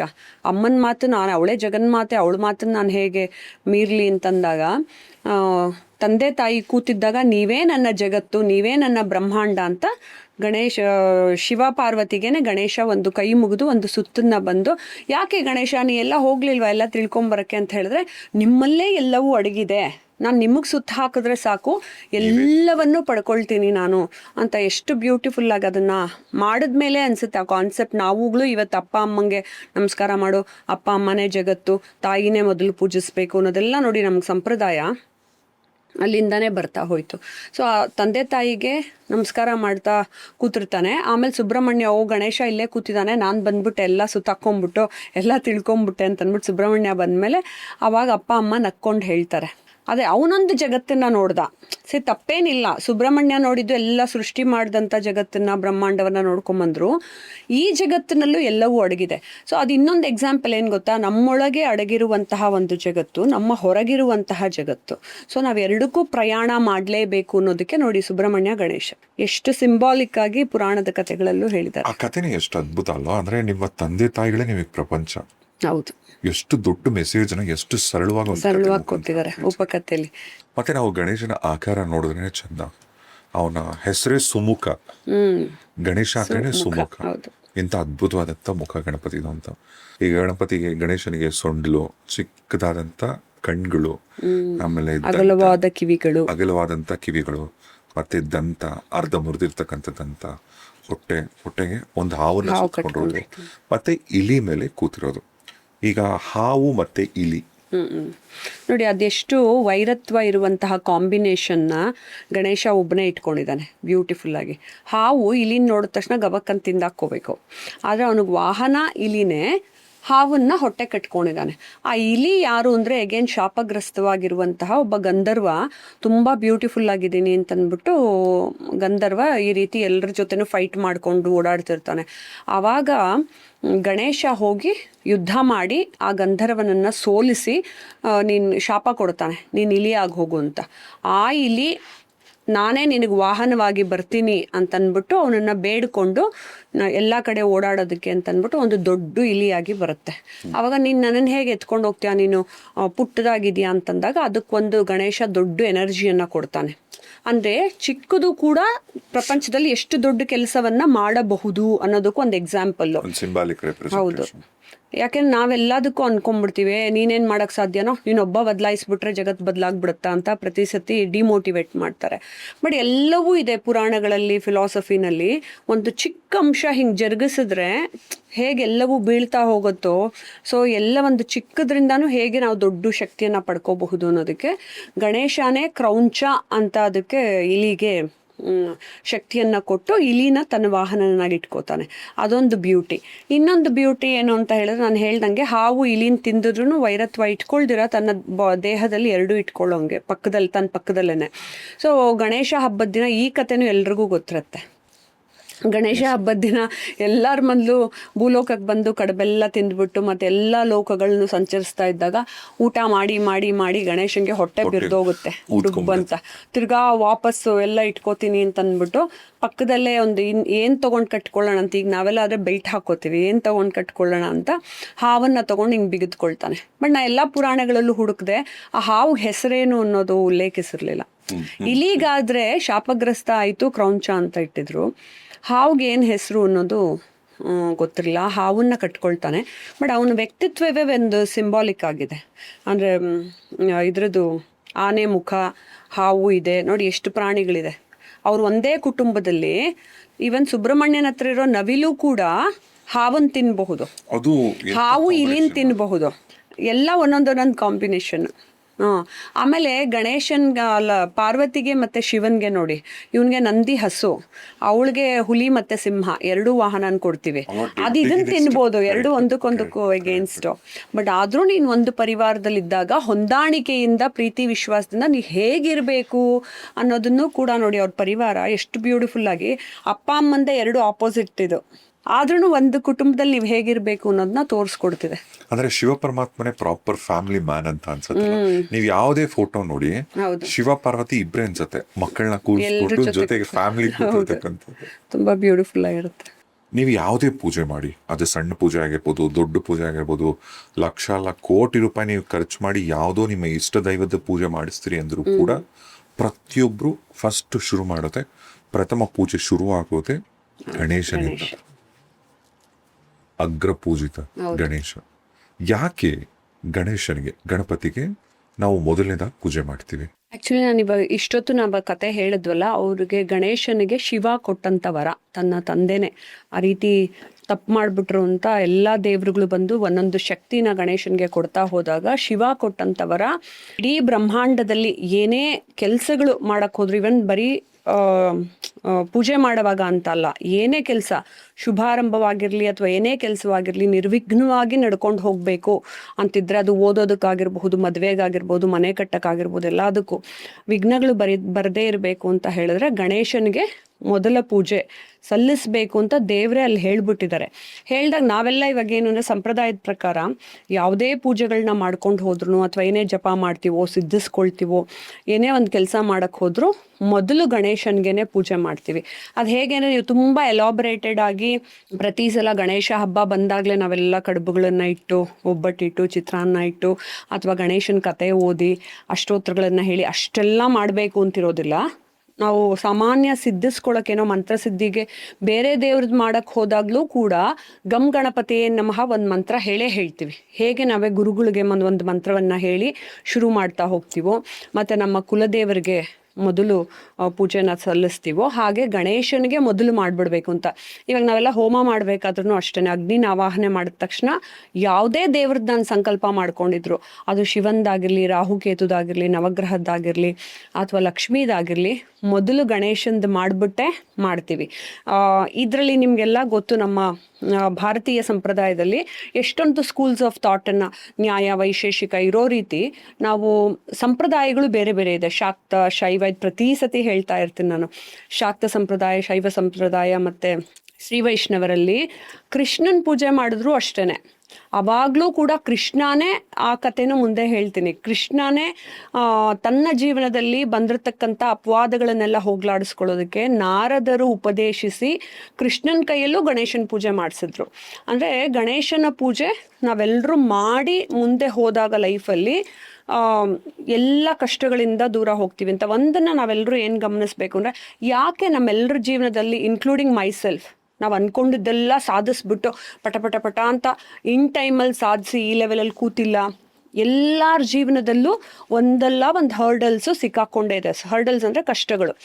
ಆ ಕಷ್ಟಗಳಲ್ಲಿ ಸಂಕಷ್ಟ ಅಂತ ಹೇಳ್ತೀವಿ. ಅಂದರೆ ಸಂಕಷ್ಟ ಅಂದರೆ ಮಧ್ಯ ಸಿಕ್ಕಾಕೊಂಡ್ಬಿಟ್ಟು ಸುತ್ತಲೂ ಎಲ್ಲ ಕಡೆಯಿಂದನೂ ಸಿಕ್ಕಾಕೊಂಡ್ಬಿಟ್ಟಿದ್ದಾಗ, ಏನಪ್ಪ ಪರಮಾತ್ಮ ನನಗೆ ದಾರಿನೇ ತೋಚ್ತಾ ಇಲ್ಲ ಅಂತ ಸಂಕಷ್ಟದಲ್ಲಿ ಸಿಕ್ಕಾಕೊಂಡಿದ್ದಾಗಲೂ ಕೂಡ ಗಣೇಶನ ಪೂಜೆಯನ್ನು ಮಾಡ್ಕೋಬೇಕು. ಮೊದಲು ಅದು ದಾರಿ ಓಪನ್ ಅಪ್ ಆದರೆ ಮನುಷ್ಯ, ನಾವು ಯೋಚನೆ ಮಾಡಿ ಯಾವುದಾದ್ರೂ ಒಂದು ದಾರಿ ಹಿಡ್ಕೊಂಡು ಹೋಗಬಹುದು. ಸೊ ಗಣೇಶ ನಮಗೆ ಎಲ್ಲ ರೀತಿಲೂ ಸಹಾಯ ಮಾಡ್ತಾ ಹೋಗ್ತಾನೆ. ಅದು ನಿಮಗೆ ಕೋರ್ಟ್ ಕೇಸ್ ಆಗಿರಬಹುದು, ಮದುವೆದಾಗಿರಬಹುದು, ದುಡ್ಡಿಂದಾಗಿರಬಹುದು, ಮೊದಲು ನೀವು ಗಣೇಶನ ಕೈ ಹಿಡ್ಕೊಂಡ್ಬಿಡ್ಬೇಕು. ಗಣೇಶನ ಮಂತ್ರ ತುಂಬ ಸುಲಭ. ಓಂ ಗಮ್ ಗಣಪತಿಯೇ ನಮಃ ಯಾವ ಮಂತ್ರಗಳು ಬರದೆ ಹೋದ್ರೂ ಆ ಮಂತ್ರನೇ ನೀವು ಚಾಂಟ್ ಮಾಡಿಕೊಂಡು ಗಣೇಶನ ಜ್ಞಾಪಿಸ್ಕೊಂಡು ಹೋಗ್ತಾ ಇದ್ರೆ ಲೈಫಲ್ಲಿ ಗಣೇಶನೇ ನಿಮಗೆ ದಾರಿನೂ ತೋರಿಸ್ತಾನೆ. ನೀನು ಲಲಿತಾ ಪರಮೇಶ್ವರಿ ಪೂಜೆ ಮಾಡಬೇಕಾ, ಲಕ್ಷ್ಮೀ ಪೂಜೆ ಮಾಡಬೇಕಾ, ಬಗಲಾಮುಖಿದೇ ಪೂಜೆ ಮಾಡಬೇಕಾ, ಅಥವಾ ಕಾಲಭೈರವಂದೇ ಮಾಡಬೇಕಾ ಅಂತ. ಆದರೆ ಗಣೇಶನ ನಾವು ಯಾರೂ ಬಿಡ್ಕೂಡ್ದು. ಯಾಕೆಂದರೆ ಪ್ರಾಕ್ಟಿಕಲ್ ಲೈಫಲ್ಲಿ ನಮ್ಮೆಲ್ರಿಗೂ ಒಂದಲ್ಲ ಒಂದು ಕಷ್ಟ ಇದ್ದೇ ಇದೆ. ಆ ಕಷ್ಟಗಳನ್ನು ಪಾರು ಮಾಡ್ಕೊಂಡು ಹೋಗಬೇಕು ಅಂತಂದಾಗ ಅವನಿಗೇ ಪೂಜೆ ಮಾಡಿ ಅಂತ ಶಿವನ ಬಾಯಿಂದಾನೇ ಅದು ಬಂದಿದೆ ಅಂದಾಗ ನಾವು ಮಾಡಲಿಲ್ಲ ಅಂತಂದರೆ ಅದು ನಮ್ಮ ತಪ್ಪಾಗತ್ತೆ. ಹಬ್ಬಗಳು ಬಂದಾಗ ಈ ಉಪವಾಸ, ಅಂದರೆ ಈ ಉಪವಾಸದ ಹಿಂದೆ ತುಂಬ ಸೈಂಟಿಫಿಕ್ ರೀಸನ್ ಇದೆ. ಎಸ್ಪೆಷಲಿ ನಮ್ಮ ಹಿಂದೂ ಧರ್ಮದಲ್ಲಿ ಆಕ್ಚುಲಿ ಬಾಡಿನ ಕ್ಲೆನ್ಸ್ ಮಾಡುತ್ತೆ, ಮೈಂಡ್ನ ತುಂಬ ರಿಲೀಸ್ ಬ್ಯಾಲೆನ್ಸ್ ಮಾಡುತ್ತೆ. ಎಸ್ಪೆಷಲಿ ಈ ಸಂಕಷ್ಟದ ದಿನ ಸಂಕಷ್ಟಹರ ಗಣಪತಿ ಅಂತ ನಾವು ಏನು ಕರಿತೀವಲ್ಲ, ಗಣೇಶನ ಹೆಸರು ಒಂದು ಕಡೆ ಆದರೆ ಈ ಸಂಕಷ್ಟ ಅನ್ನೋದು ಏನು? ತಿಂಗಳಿಗೆ 1 ಸರಿ 2 ಸರಿ ಏನು ಮಾಡ್ತೀವಲ್ಲ ಅದು ಗಣೇಶನ ಹೆಸರಲ್ಲೇ. ಸಂಕಷ್ಟನ ಯಾಕೆ ಮಾಡಬೇಕು? ಇದ್ರ ಹಿಂದೆ ಇರ್ತಕ್ಕಂಥ ವಿಶೇಷತೆ. ತಿಂಗಳನ್ನ 2 ಥರ ಡಿವೈಡ್ ಮಾಡ್ತೀವಿ, ಕೃಷ್ಣ ಪಕ್ಷ, ಶುಕ್ಲ ಪಕ್ಷ ಅಂತ. ಇದು ಹೇಗೆ ಅಂತ ಹೇಳಿದ್ರೆ, ಚಂದ್ರ ಪ್ರತಿಪದೆಯಿಂದ ಅವನು ಮುಂದಕ್ಕೆ ಹೋಗಿ ಹೋಗಿ ಹೋಗಿ ಹುಣ್ಣಿಮೆ ಬರಕ್ಕೆ ಮುಂಚೆ ಅವನು ಬೆಳಕಿನೆಡೆಗೆ ಹೋಗ್ತಾ ಇದ್ರೆ ಅದನ್ನ ಶುಕ್ಲ ಪಕ್ಷ ಅಂತ ಕರಿತೀವಿ. ಹುಣ್ಣಿಮೆ ಆದ್ಮೇಲೆ ಅವನು ತಿರ್ಗಾ ನಶಿಸಿ ಹೋಗ್ತಾ ಹೋಗ್ತಾ ಹೋಗ್ತಾ ಹೋಗ್ತಾ ಅಮಾವಾಸ್ಯೆ ಕಡೆಗೆ ಹೋಗ್ತಾ ಇದ್ದಾಗ ಅದನ್ನ ಕೃಷ್ಣ ಪಕ್ಷ ಅಂತ ಕರಿತೀವಿ. ಇದು ಕೃಷ್ಣ ಪಕ್ಷದ 4ನೇ ದಿನ ಬರ್ತಕ್ಕಂತಹ ಚಂದ್ರನನ್ನ ನಾವು ದರ್ಶನನೂ ಮಾಡಬೇಕು. ಅದನ್ನ ಸಂಕಷ್ಟಹರ ಚತುರ್ಥಿ ಅಂತ ಕೆಲವರು ವ್ರತಾನೂ ಮಾಡ್ಕೊಂಡು ಬರ್ತಾರೆ. ಅಂದ್ರೆ ಬೆಳಗ್ಗೆಯಿಂದ ಸಂಜೆ ತನಕ ಉಪವಾಸ ಇದ್ದು ಗಣೇಶನ್ಗೆ ಕಡಲೆಕಾಳು ಹುಸ್ಲಿ ತುಂಬಾ ಇಷ್ಟ ಅಂತ ಕಾಳುಗಳನ್ನ ಹುಸ್ಲಿ ಮಾಡಿ ಮತ್ತೆ ಕಡುಬನ್ನ ಮಾಡಿ ಅದ್ರ ಜೊತೆಗೆ ಗರಿಕೆ ಅಂತೂ ನಾವೆಲ್ಲರೂ ಸಲ್ಲಿಸಲೇಬೇಕು. ಯಾಕೆ ಅಂದರೆ ಅವ್ನಿಗಿರೋದೇ ಆನೆ ಮುಖ, ಅವನ ಫೇವ್ರೇಟು. ಇದನ್ನೇ ನಾವು ನಾರ್ತ್ ಇಂಡಿಯಾದಲ್ಲಿ ಅಥವಾ ಬೇರೆ ದೇಶಗಳಲ್ಲಿ ಕೂಡ ಗಣೇಶನ ತುಂಬ ಪೂಜೆ ಮಾಡ್ತಾರೆ. ಅವರೆಲ್ಲ ಏನು ಅಂದರೆ ಅವನಿಗೆ ಮೂಲಂಗಿ ಕೂಡ ಕೊಡ್ತಾರೆ. ಅದು ಆನೆ ಮುಖ ಆಗಿರೋದ್ರಿಂದ ಅದಕ್ಕೆ ರ್ಯಾಡಿಶ್ ಮೂಲಂಗಿ ತುಂಬ ಇಷ್ಟ ಅಂತ ಹೇಳ್ಬಿಟ್ಟು ಅದನ್ನು ಕೂಡ ಅವನಿಗೆ ನೈವೇದ್ಯಕ್ಕೆ ಅಂತ ಇಡ್ತಾರೆ. ನೀವು ಗಮನಿಸಿರ್ಬೋದು, ಎಷ್ಟೊಂದು ಜನ ದೇವತೆಗಳಿಗೆ ನೀವು ತರಕಾರಿಗಳನ್ನ ಕೂಡ ನೈವೇದ್ಯಕ್ಕೆ ಇಡ್ತಾರೆ. ಮಾರಮ್ಮಂಗೆ, ದೇವಾನುದೇವತೆಗಳಿಗೆ. ಗಣೇಶನ್ಗೆ ಮೋದಕ ಮಾತ್ರನೇ ಪ್ರಿಯ, ಕಡುಬು ಪ್ರಿಯ ಅಂತ ಅಲ್ಲ, ಅವನಿಗೂ ತರಕಾರಿಗಳು, ಅದ್ರ ಜೊತೆಗೆ ಹುಲ್ಲು. ಮತ್ತು ನಾವು ಗಣೇಶನ ವ್ರತ ಮಾಡಬೇಕು ಅಂದರೆ ಪತ್ರ ಪೂಜೆನೇ ಮಾಡ್ತಾ ಹೋಗ್ತೀವಿ. ಸೊ ಅವನಿಗೆ ಪತ್ರೆಗಳ ಮೂಲಕ ಪೂಜೆ ಮಾಡೋದು ಕೂಡ ಬಹಳ ಮುಖ್ಯ. ಸಂಕಷ್ಟಹರ ಚತುರ್ಥಿ ಏನು ಅಂತ ಹೇಳಿದ್ರೆ, ನೀವು ವರ್ಷದಲ್ಲಿ ಒಂದೇ ದಿನ ಪೂಜೆ ಮಾಡೋ ಬದಲು ಗಣೇಶ ಹಬ್ಬದ ದಿನ ಪ್ರತಿ ತಿಂಗಳು ಸಂಕಷ್ಟಹರ ಚತುರ್ಥಿನ ನೀವು ಮಾಡ್ಕೊಳ್ತಾ ಹೋದಾಗ ಲೈಫಲ್ಲಿ ನಿಮಗೆ ಮತ್ತೆ ಮತ್ತೆ ಎನರ್ಜೈಸ್ ಆಗಿ ನೀವು ಗಣೇಶನ್ನ ಹೆಲ್ಪ್ ಕೇಳಿ ಅವನ ಸಹಾಯದಿಂದ ಮತ್ತೆ ಮತ್ತೆ ಮುಂದಕ್ಕೆ ಹೋಗಬೇಕು ಅನ್ನೋದು ನಮ್ದೊಂದಿದೆ ಆಚರಣೆಗಳು. ಎಲ್ಲರಲ್ಲೂ ಅವ್ರದ್ದೇ ಆದ ಸಂಪ್ರದಾಯದಲ್ಲಿ ಒಂದೊಂದು ರೀತಿ ಆಚರಣೆಗಳು ನಡ್ಕೊಂಬಂದಿದೆ. ಸಂಕಷ್ಟಹರ ಚತುರ್ಥಿದು ನಮ್ಗೆ ಅದೇ ರೀತಿ ನಡ್ಕೊಂಬಂದೆ. ಆ ರೀತಿ ವರ್ಷದಲ್ಲಿ ಎಷ್ಟೊಂದು ಚತುರ್ಥಿಗಳು ಬರ್ತಾ ಹೋಗುತ್ತೆ, ಅದ್ರಲ್ಲಿ ಆ ಪೂಜೆ ಮಾಡಬೇಕು. ಇನ್ನು ಕೆಲವ್ರು ಏನು ಮಾಡ್ತೀವಿ, ಸಂಕಷ್ಟಹರ ಚತುರ್ಥಿಗೆ 21 ದಿನ ಸಂಕಲ್ಪ ಮಾಡಿಕೊಂಡು, ಮಂಗಳವಾರ ಸಂಕಷ್ಟಹರ ಚತುರ್ಥಿ ಬಂದರೆ ಅದನ್ನ ಅಂಗಾರಕ ಚತುರ್ಥಿ ಅಂತಲೂ ಕರೀತಾರೆ. 21 ದಿನ ನೀವು ಸಂಕಲ್ಪ ಮಾಡಿಕೊಂಡು ಈ ಪಿಳ್ಳಾರಿ ಗಣೇಶ ಅಂತ ಹೇಳಿದ್ನಲ್ಲ, ಅದು ಗಣೇಶನ ಮಾಡಿಟ್ಕೊಂಡು ಹಸುವಿನ ಸಗಣಿಯಿಂದ ಒಂದು ಗಣೇಶನ ಗಣೇಶ ಅಂದರೆ ಒಂದು ಗೋಪುರ ಥರ. ಇವಾಗ ನಾವು ಹಳದಿನಲ್ಲಿ ಅರಿಶಿಣದಲ್ಲಿ ಗೌರಿನ ಮಾಡ್ತೀವಿ ಗೌರಿ ಹಬ್ಬಕ್ಕೆ, ಅದನ್ನ ಬೆಲ್ಲದ ಮೇಲೆ ಇಡ್ತೀವಲ್ಲ ಹಾಗೆ. ಇದನ್ನು ತಟ್ಟೆನಲ್ಲಿ ಅಕ್ಕಿ ಇಟ್ಟು ಅದ್ರ ಮೇಲೆ ವಿಲೇದೆಲೆನ ಇಟ್ಬಿಟ್ಟು ಅದ್ರ ಮೇಲೆ ಒಂದು ಹಸುವಿನ ಸಗಣಿಯಿಂದ ಒಂದು ಗೋಪುರ ಥರ ಮಾಡಿ ಅದಕ್ಕೆ 21 ಗರಿಕೆನ ಸಿಗಿಸಿ ಅದಕ್ಕೆ ಅರಿಶಿನ ಕುಂಕುಮ ಇಟ್ಟು ಅದಕ್ಕೆ ಹೂವು ಪತ್ರ ಪುಷ್ಪಗಳನ್ನು ಹಾಕಿ ಪೂಜೆ ಮಾಡಿ 21 ದಿನ ಅದನ್ನು ಒಂದು ಕರೆಕ್ಟಾಗಿರೋ ಜಾಗದಲ್ಲಿ ಇಟ್ಕೊಳ್ಳಿ. ಅಲ್ಗಾಡಬಾರ್ದು, ಅದೇ ಹೇಗೇನು ವಿಘ್ನ ಆಗ್ಬಿಡುತ್ತೆ. ಅದನ್ನೊಂದು ಪ್ರಾಪರ್ ಜಾಗದಲ್ಲಿಟ್ಟು ನೀವು ಕರೆಕ್ಟಾಗಿ 21 ದಿನಾನು ಬೆಳಗ್ಗೆ ಎದ್ದು ಯಾರ ಜೊತೆನೂ ಮಾತಾಡದೆ 21 ನಮಸ್ಕಾರಗಳನ್ನು ಮಾಡಿ ನೀವೇನು ಆಗಬೇಕು ಅನ್ನೋ ಕೆಲಸನ ಸಂಕಲ್ಪ ಮಾಡ್ಕೊಂಡು ಮಾಡ್ತಿರೋ ಖಂಡಿತ ಅದಾಗೇ ಆಗುತ್ತೆ. ಜಗತ್ತಲ್ಲಿ ನಿಮಗೆ ಯಾವುದು ಸಿಗತ್ತೋ ಬಿಡುತ್ತೋ, ಪ್ರಕೃತಿ ಪರಮಾತ್ಮನ ಕಡೆಯಿಂದ ಗಣೇಶನ ಕಡೆಯಿಂದ ನಿಮ್ಗೆ ಅಸ್ತು ಅಂತ ಹೇಳ್ತಾನೆ ಇರ್ತಾರೆ. ಬಟ್ ನಮ್ಮಲ್ಲಿ ಆ ಏಕಾಗ್ರತೆ ಇರಬೇಕು. 21 ದಿನ ನಾನು ಮಾಡೇ ಮುಗಿಸ್ತೀನಿ ಅಂತ ನೀವೊಂದು ಸಂಕಲ್ಪ ಮಾಡ್ಕೊಂಡು ಮಾಡಿ ನೋಡಿ. ಇದನ್ನು ನಾನು ಹೇಳಿದ್ನಲ್ಲ ಆವಾಗಲೇ ಮೊದಲೇ, ನಾನು 4ನೇ ಕ್ಲಾಸಿಂದಾನೇ ಮಾಡ್ಕೊಂಬಂದಿದ್ದೆ. ಗಣೇಶ ನಾನು ಅಂದ್ಕೊಂಡಿದ್ದು ಮಾಡಿದ್ದು ಎಲ್ಲ ಬದಲಾಯಿಸಿದ್ರು ಕೂಡ ಇನ್ನೂ ದಿ ಬೆಸ್ಟ್ ಕೊಟ್ಟಿದ್ದಾನೆ ನನಗೆ. ನನಗೆ ಇದ್ಯಾಕೆ ಕೊಡ್ಲಾ, ಅವತ್ತಿನ ವಯಸ್ಸಿಗೆ ತಕ್ಕನಾಗ ನಾವೇನೋ ಕೇಳ್ಕೊಳ್ತಾ ಹೋಗಿರ್ತೀವಿ ಪರಮಾತ್ಮನ. ಆದರೆ ಅದಕ್ಕಿಂತ ಬೆಸ್ಟ್ ಗಿಫ್ಟನ್ನ ನಮಗೆ ಜೀವನದಲ್ಲಿ ಕೊಟ್ಟಾಗ ನಾವು ಹಿಂದೆ ತಿರುಗಿ ನೋಡಿದಾಗ ಅಂದ್ಕೊಳ್ತೀವಿ, ನೋಡಿದ್ಯಾ ನಾನು ಇಷ್ಟು ಪುಟ್ಟದ್ದು ಕೇಳಿದ್ದೆ, ದೇವ್ರು ಇಷ್ಟು ದೊಡ್ಡದು ಕೊಟ್ಟರು ಅಂತ. ಹಾಗೆ ಅದು ಸಂಕಷ್ಟಹರ ಚತುರ್ಥಿಲಿ ನಿಮ್ಮ ಕಷ್ಟಗಳೆಲ್ಲ ಪಾರಾಗಿ ನೀವು ಮುಂದಕ್ಕೆ ಹೋಗಬೇಕು ಅನ್ನೋದಕ್ಕೆ ದೇವರೇ ದಾರಿ ತೋರಿಸ್ತಾನೆ. ಅಥವಾ ನಾವೆಲ್ಲೋ ಒಂದು ಕಡೆ ಸಿಕ್ಕಾಕೊಂಡಿದ್ದೀವಿ ಅಂತಂದರೆ ಅದು ಬೇಡವೇ ಬೇಡ, ನಿನಗೆ ಇನ್ನೂ 10 ಬಾಗಿಲುಗಳನ್ನು ಓಪನ್ ಮಾಡ್ತೀನಿ ಅಂತ ಬೇರೆ ನಾವೆಲ್ಲಿ ಹೋಗಬೇಕು ಅನ್ನೋದಕ್ಕೆ ಬುದ್ಧಿ ಕೊಡ್ತಾ ಹೋಗ್ತಾನೆ. ಹಾಗಾಗಿ ನಮ್ಮಲ್ಲಿ ಸಂಕಷ್ಟಹರ ಚತುರ್ಥಿದು ಬರ್ತಾನೆ ಇದೆ, ಅಂದರೆ ನಡ್ಕೊಂಡು ಬರ್ತಾನೆ ಇದೆ. ಇತ್ತೀಚೆಗೆ ಯಂಗ್ಸ್ಟರ್ಸ್ ಕೂಡ ಫಾಲೋ ಮಾಡ್ತಿದ್ದಾರೆ. It's a good thing that. Sankashtahara Chaturthi ದಿನ ಒಂದು ಶ್ಲೋಕ ಕೂಡ ಇದೆ, ಅಂದರೆ ಸಂಕಷ್ಟಹರ ಗಣೇಶಂದೆ ಅವತ್ತಿನ ದಿನಾನೇ ಹೇಳ್ಕೋಬೇಕು ಅಂತಿಲ್ಲ. ನಾನು ಬೆಳಗ್ಗೆ ಎದ್ದ ತಕ್ಷಣ ದಿನ ಬೆಳಗ್ಗೆ ಹೇಳ್ಕೊಳ್ತಾ ಹೋಗ್ತೀನಿ. ಮಧ್ಯದಲ್ಲಿ ನಾನು ಎಲ್ಲೋ ತುಂಬ ಕಷ್ಟದಲ್ಲಿದ್ದಾಗ ನಾನು ಎಲ್ಲಿ ಕೂತಿರ್ತೀನೋ ಅಲ್ಲಿಂದಾನೇ ಹೇಳ್ಕೊಳ್ತಾ ಹೋಗ್ತೀನಿ. ಅದನ್ನು ನಮ್ಮ ವೀಕ್ಷಕರಿಗೂ ಹೇಳ್ಕೊಡೋದಕ್ಕೆ ಇಷ್ಟಪಡ್ತೀನಿ. ನಿಮ್ಗೆಲ್ಲ ಕಡೆ ಹೊರಗಡೆನೆ ಸಿಕ್ಕತ್ತದು, but I want to say this.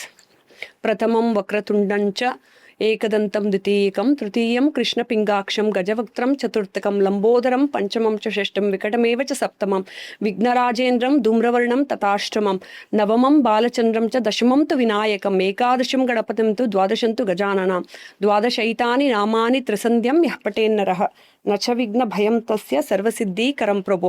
ಇದಾದ್ಮೇಲೆ ಬರೋದು ಇಷ್ಟಾರ್ಥಿ ಲಭತೆ, ಇಷ್ಟಂಧನಾರ್ಥಿ ಲಭತೆ. ಇದೇನು ಅಂದರೆ ಫಲಶ್ರುತಿ ಅಂತ ಕರಿತೀವಿ. ಫಲಶ್ರುತಿನ ಹೇಳ್ಕೋಬಹುದು, ಬಟ್ ಎಲ್ಲ ಪರಮಾತ್ಮನಿಗೆ ಅರ್ಪಿಸ್ತೀರಾ ಅಂತಂದಾಗ ನೀವೇನು ಫಲಶ್ರುತಿ ಹೇಳ್ಕೊಡೋ ಅವಶ್ಯಕತೆ ಇಲ್ಲ. ನಾನು ಆಗಲೇ ಹೇಳ್ದಂಗೆ ನಾವು ಯಾವುದೋ ಪುಟ್ಟದ್ದು ಕೇಳ್ಕೊಳ್ತೀವಿ, ದೇವ್ರು ದೊಡ್ಡದು ಕೊಡಬೇಕು ಅಂತ ಕಾಯ್ತಿರ್ತಾರಲ್ವಾ, ಅದಕ್ಕೆ ಫಲಶ್ರುತಿ ನೀವು ಇದೇ ಕೊಡಿ ಅಂತೇನು ಕೇಳ್ಕೊಬೇಡಿ. ಸಂಕಷ್ಟಹರ ಚತುರ್ಥಿ ದಿನ ಸಂಕಷ್ಟಹರ ವಿನಾಯಕಂದು ನೀವು ಮಂತ್ರ ಹೇಳ್ಕೊಂಡ್ರೆ ಸಾಕು. ಮತ್ತು ಪ್ರತಿನಿತ್ಯ ಹೇಳ್ಕೊಳ್ಳಿ, ಯಾಕೆಂದ್ರೆ ನಾವೆಲ್ಲರೂ ಪ್ರತಿನಿತ್ಯ ಒಂದಲ್ಲ ಒಂದು ಕಷ್ಟಗಳಲ್ಲೇ ಸಿಕ್ಕಾಕೊಂಡಿರ್ತೀವಿ. ಆ ಕಷ್ಟಗಳನ್ನು ಮುಗಿಸಿ ಮುಂದೆ ಹೋಗಬೇಕು ಅಂತ ಕಾಯ್ತಾ ಇರ್ತೀವಿ. ಈಗ ನಾವು ವರಮಹಾಲಕ್ಷ್ಮಿ ಹಬ್ಬದ ಟೈಮಲ್ಲೆಲ್ಲ ಮಹಾಲಕ್ಷ್ಮಿಗೆ ಯಾವ್ಯಾವ ವ್ರತಗಳು ಮಾಡಬೇಕು ಅಂತ ಮಾತಾಡೋದು. ಈಗ ನೀವು ಗಣೇಶನ ಹೋಲಿಸ್ಕೊಬೇಕು ಅಂದ್ರೆ ನೀವು ಗಣಪತಿ ವ್ರತಗಳು ಅಂತ ಹೇಳೋದಾದ್ರೆ ನಾನು ಇವಾಗ ಅದನ್ನೇ ವಿವರಿಸ್ದಂಗೆ ಆ್ಯಕ್ಚುಲಿ ಪಿಳ್ಳಾರಿ ಗಣೇಶಂದು ಇವಾಗ ಹೇಳಿದೆ ವ್ರತ. ಅದನ್ನು ಬಿಟ್ಟು ಕೂಡ ನೀವು ಇನ್ನೊಂದೇನು ಮಾಡ್ತೀವಿ ಅಂದರೆ ಗಣೇಶನಿಗೆ ನಾವು 21 ರೂಪಾಯಿನೂ ಕೂಡ ಒಂದು ಹಳದಿ ಬಟ್ಟೆನಲ್ಲಿ ಕಟ್ಟಿಟ್ಬಿಟ್ಟು ಗಣೇಶನ ವ್ರತ ಮಾಡೋದಕ್ಕೆ ಶುರು ಮಾಡ್ಕೊಳ್ತೀವಿ. ಅಂದರೆ ಕೆಲವರು ಪಿಳ್ಳಾರಿ ಗಣೇಶ ಅನ್ನೋದು ಹೇಗೆ ಬಂತು ಅಂದರೆ, ಈಗ ತಮಿಳ್ನಾಡಲ್ಲೆಲ್ಲ ಅದು ತುಂಬ ಫೇಮಸ್ಸು, ಪಿಳ್ಳೆಯಾರ್ ಅಂತ ಕರೀತಾರೆ ಗಣೇಶನ್ಗೆ. ಸೊ ಅವರು ಅದನ್ನು ಮಾಡಿ ಆ ರೀತಿ ಮಾಡೋದು. ಎಲ್ಲ ಕಡೆನೂ ಒಂದೊಂದು ಸಂಪ್ರದಾಯ. ಸೊ ಅದು ಒಂದೊಂದು ಕಡೆ ನಾವು ಪ್ರಾಕ್ಟೀಸ್ ಮಾಡ್ತಾ ಹೋಗ್ತೀವಿ. ಅದನ್ನು ನೀವು ದುಡ್ಡನ್ನ ಕೂಡ ಕಟ್ಟಿಟ್ಬಿಟ್ಟು ಅದಕ್ಕೂ ಕೂಡ 21 ದಿನ ಪೂಜೆ ಮಾಡಿ 21 ದಿನನೂ ಒಂದೊಂದು ಹಿಡಿ ಕೈಯಲ್ಲಿ ಅಕ್ಕಿನ ಹಾಕಿ ಅದನ್ನು ಒಂದು ದೇವಸ್ಥಾನಕ್ಕೆ 21ನೇ ದಿನ ತೊಗೊಂಡೋಗಿ ಕೊಡ್ತಾರೆ. ಅದು ಒಂದು ವ್ರತವನ್ನು ಮಾಡಬಹುದು. ಇನ್ನೊಂದು ವ್ರತ ಮಾಡಬೇಕಾಗಿರೋದು, ನೀವು ಗಣೇಶನ್ಗೆ 21 ದಿನನೂ ಗಣೇಶನ ದೇವಸ್ಥಾನದ ಮುಂದೆ ಹೋಗಿ ತೆಂಗಿನಕಾಯಿ ಹೊಡೆಯೋದು. ಅದನ್ನು ಕೂಡ ನಿಮ್ಮ ಜೀವನದ ಕಷ್ಟಗಳನ್ನು ಪರಿಹಾರ ಮಾಡಬೇಕು ಅಂತ ಗಣೇಶನಿಗೆ ಮಾಡೋದು. ಇದ್ರ ಜೊತೆಗೆ ನೀವು ಜಪ ಮಾಡ್ಕೊಂಡು ಸಿದ್ಧಿಸ್ಕೋಬೇಕು ಅಂತ ಹೇಳಿದಾಗ ಗಣೇಶಂದು ಇವಾಗ ಬೇರೆ ದೇವ್ರದೆಲ್ಲ 5 ಲಕ್ಷ ಜಪ ಮಾಡಬೇಕು ಲೈಫ್ ಟೈಮಲ್ಲಿ ಅಂತ ಇದೆ. ಇಲ್ಲ ಅಂದರೆ 1,25,000 ಅಂದರೆ 1,25,000 ಫಸ್ಟ್ ಬಿಗಿನಿಂಗ್ ಮಾಡ್ತಾ ಹೋಗ್ತೀವಿ. ಅದನ್ನು ಒಂದು ಜನ್ಮದಲ್ಲಿ 4 ಸತಿ ರಿಪೀಟ್ ಮಾಡಿದಾಗ ನಮ್ಗೆ 5 ಲಕ್ಷ ಆಗುತ್ತೆ ಒಂದು ಮಂತ್ರವನ್ನು ಸಿದ್ಧಿಸ್ಕೊಳ್ಳೋದಕ್ಕೆ ಅಂತ. ಗಣೇಶಂದು ಎಷ್ಟು ಬ್ಯೂಟಿಫುಲ್ಲಾಗಿ, ಅಂದರೆ ಗಣೇಶನ್ಗೆ ಯಾಕೆ 4 ನಂಬರು ಇಷ್ಟ ಅಂತ ಹೇಳೋದಕ್ಕೆ, ಅವನಿಗೆ 4,44,444 ಮಂತ್ರಗಳನ್ನು ಹೇಳಬೇಕು ಅಂತ ಅದನ್ನು ಕೂಡ ಪುರಾಣಗಳಲ್ಲಿ ಉಲ್ಲೇಖಿಸಿದ್ದಾರೆ. ಅಂದರೆ ನೀವು ಯಾವುದೇ ಒಂದು ಮಂತ್ರವನ್ನು ತಗೊಳ್ಳಿ, ಅಂದರೆ ಗಣೇಶಂದು ನೀವು ಗಾಯತ್ರಿ ಮಂತ್ರ ತಗೊಳ್ತಿರೋ, ಓಂ ಏಕದಂತಾಯ ವಿದ್ಮಹೇ ವಕ್ರತುಂಡಾಯ ಧೀಮಹಿ ತನ್ನೋದಂತಿ ಪ್ರಚೋದಯಾತ್, ಇದು ಚಿಕ್ಕದು ಗಾಯತ್ರಿ ಮಂತ್ರ. ನೀವು ಗಣೇಶಂದೇ ಅದು ಪೂರ್ತಿ ಮಂತ್ರ ಅಂತ ಹೇಳ್ತೀರಾ ಅಂದರೆ, ಓಂ ಏಕದಂತಾಯ ವಿದ್ಮಹೇ ವಕ್ರತುಂಡಾಯ ಧೀಮಹಿ ತನ್ನೋದಂತಿ ಪ್ರಚೋದಯಾತ್ ಗಂ ಗಣಪತಿಯೇ ನಮಃ ಓಂ ಐಂ ಹ್ರೀಂ ಕ್ಲೀಂ ಗ್ಲೌಂ ಗಂ ಗಣಪತಿಯೇ ವರವರದ ಸರ್ವಜನಮ್ಮೇ ವಶಮಾನಾಯ ಸ್ವಾಹ. ಇದು ದೊಡ್ಡ ಮಂತ್ರ. ಇದನ್ನ ಬೇಕಾದರೂ ನೀವು ಜಪ ಮಾಡ್ಕೋಬಹುದು. ಇಲ್ಲ ನನಗಿದೆಲ್ಲ ಗೊತ್ತಾಗಲ್ಲ ಅಂತ ಹೇಳಿದ್ರೆ ಓಂ ಗಂ ಗಣಪತಿಯೇ ನಮಃ, ತುಂಬ ಸಿಂಪ್ಲೆಸ್ಟ್ ಮಂತ್ರ, ಇದು ಗೊತ್ತಾಗಲ್ಲ ಅಂತ ಹೇಳೋಂಗೆ ಇಲ್ಲ ನಾವು. ಗಂ ಗಣಪತಿಯೇ ನಮಃ ಒಂದು ಪುಟ್ಟ ಮಕ್ಳಿಗೂ ಗೊತ್ತಾಗುತ್ತೆ. ಸೊ ಈ ವ್ರತಾಚರಣೆಗಳೆಲ್ಲ ಏನು ಅಂತ ಹೇಳಿದ್ರೆ, ಒಂದು ನಮ್ಮಲ್ಲಿ ಶ್ರದ್ಧೆ ಬರಬೇಕು ಅನ್ನೋದಕ್ಕೆ. ಅದಕ್ಕೆ ಅದನ್ನ 21 ದಿನ ನಾನು ಮಾಡೇ ಮಾಡ್ತೀನಿ ಅನ್ನೋದಕ್ಕೆ ವಿಲ್ ಪವರ್. ಗಣಪತಿ ಕೊಡೋದೇ ನಮಗೆ ವಿಲ್ ಪವರ್. ಅದೆಂಥ ಕಷ್ಟಗಳು ಬಂದಿರಲಿ ನನ್ನ ಜೀವನದಲ್ಲಿ, ನಾನು ಎದ್ದು ನಿಂತು ಕೆಲಸ ಮಾಡ್ತೀನಿ ಅನ್ನೋದಕ್ಕೆ ವಿಲ್ ಪವರ್ ಬೇಕು ಅಂದಾಗ ನಮ್ಮ ಬುದ್ಧಿ ಸರಿಗಿರಬೇಕು. ನಮ್ಮ ಬುದ್ಧಿ ಸರಿಗಿದ್ರೆ ನಾವು ಮಾಡೋ ಎಲ್ಲ ಕೆಲಸಗಳು ಸರಿ ಹೋಗ್ತಾ ಹೋಗುತ್ತೆ. ಆಮೇಲೆ ಎಷ್ಟೇ ಕಷ್ಟಗಳಿದ್ರೂ 10 ವರ್ಷದಲ್ಲಿ ಅಚೀವ್ ಮಾಡೋದು 5 ವರ್ಷದಲ್ಲಿ ಅಚೀವ್ ಮಾಡ್ತಾ ಹೋಗ್ತೀವಿ.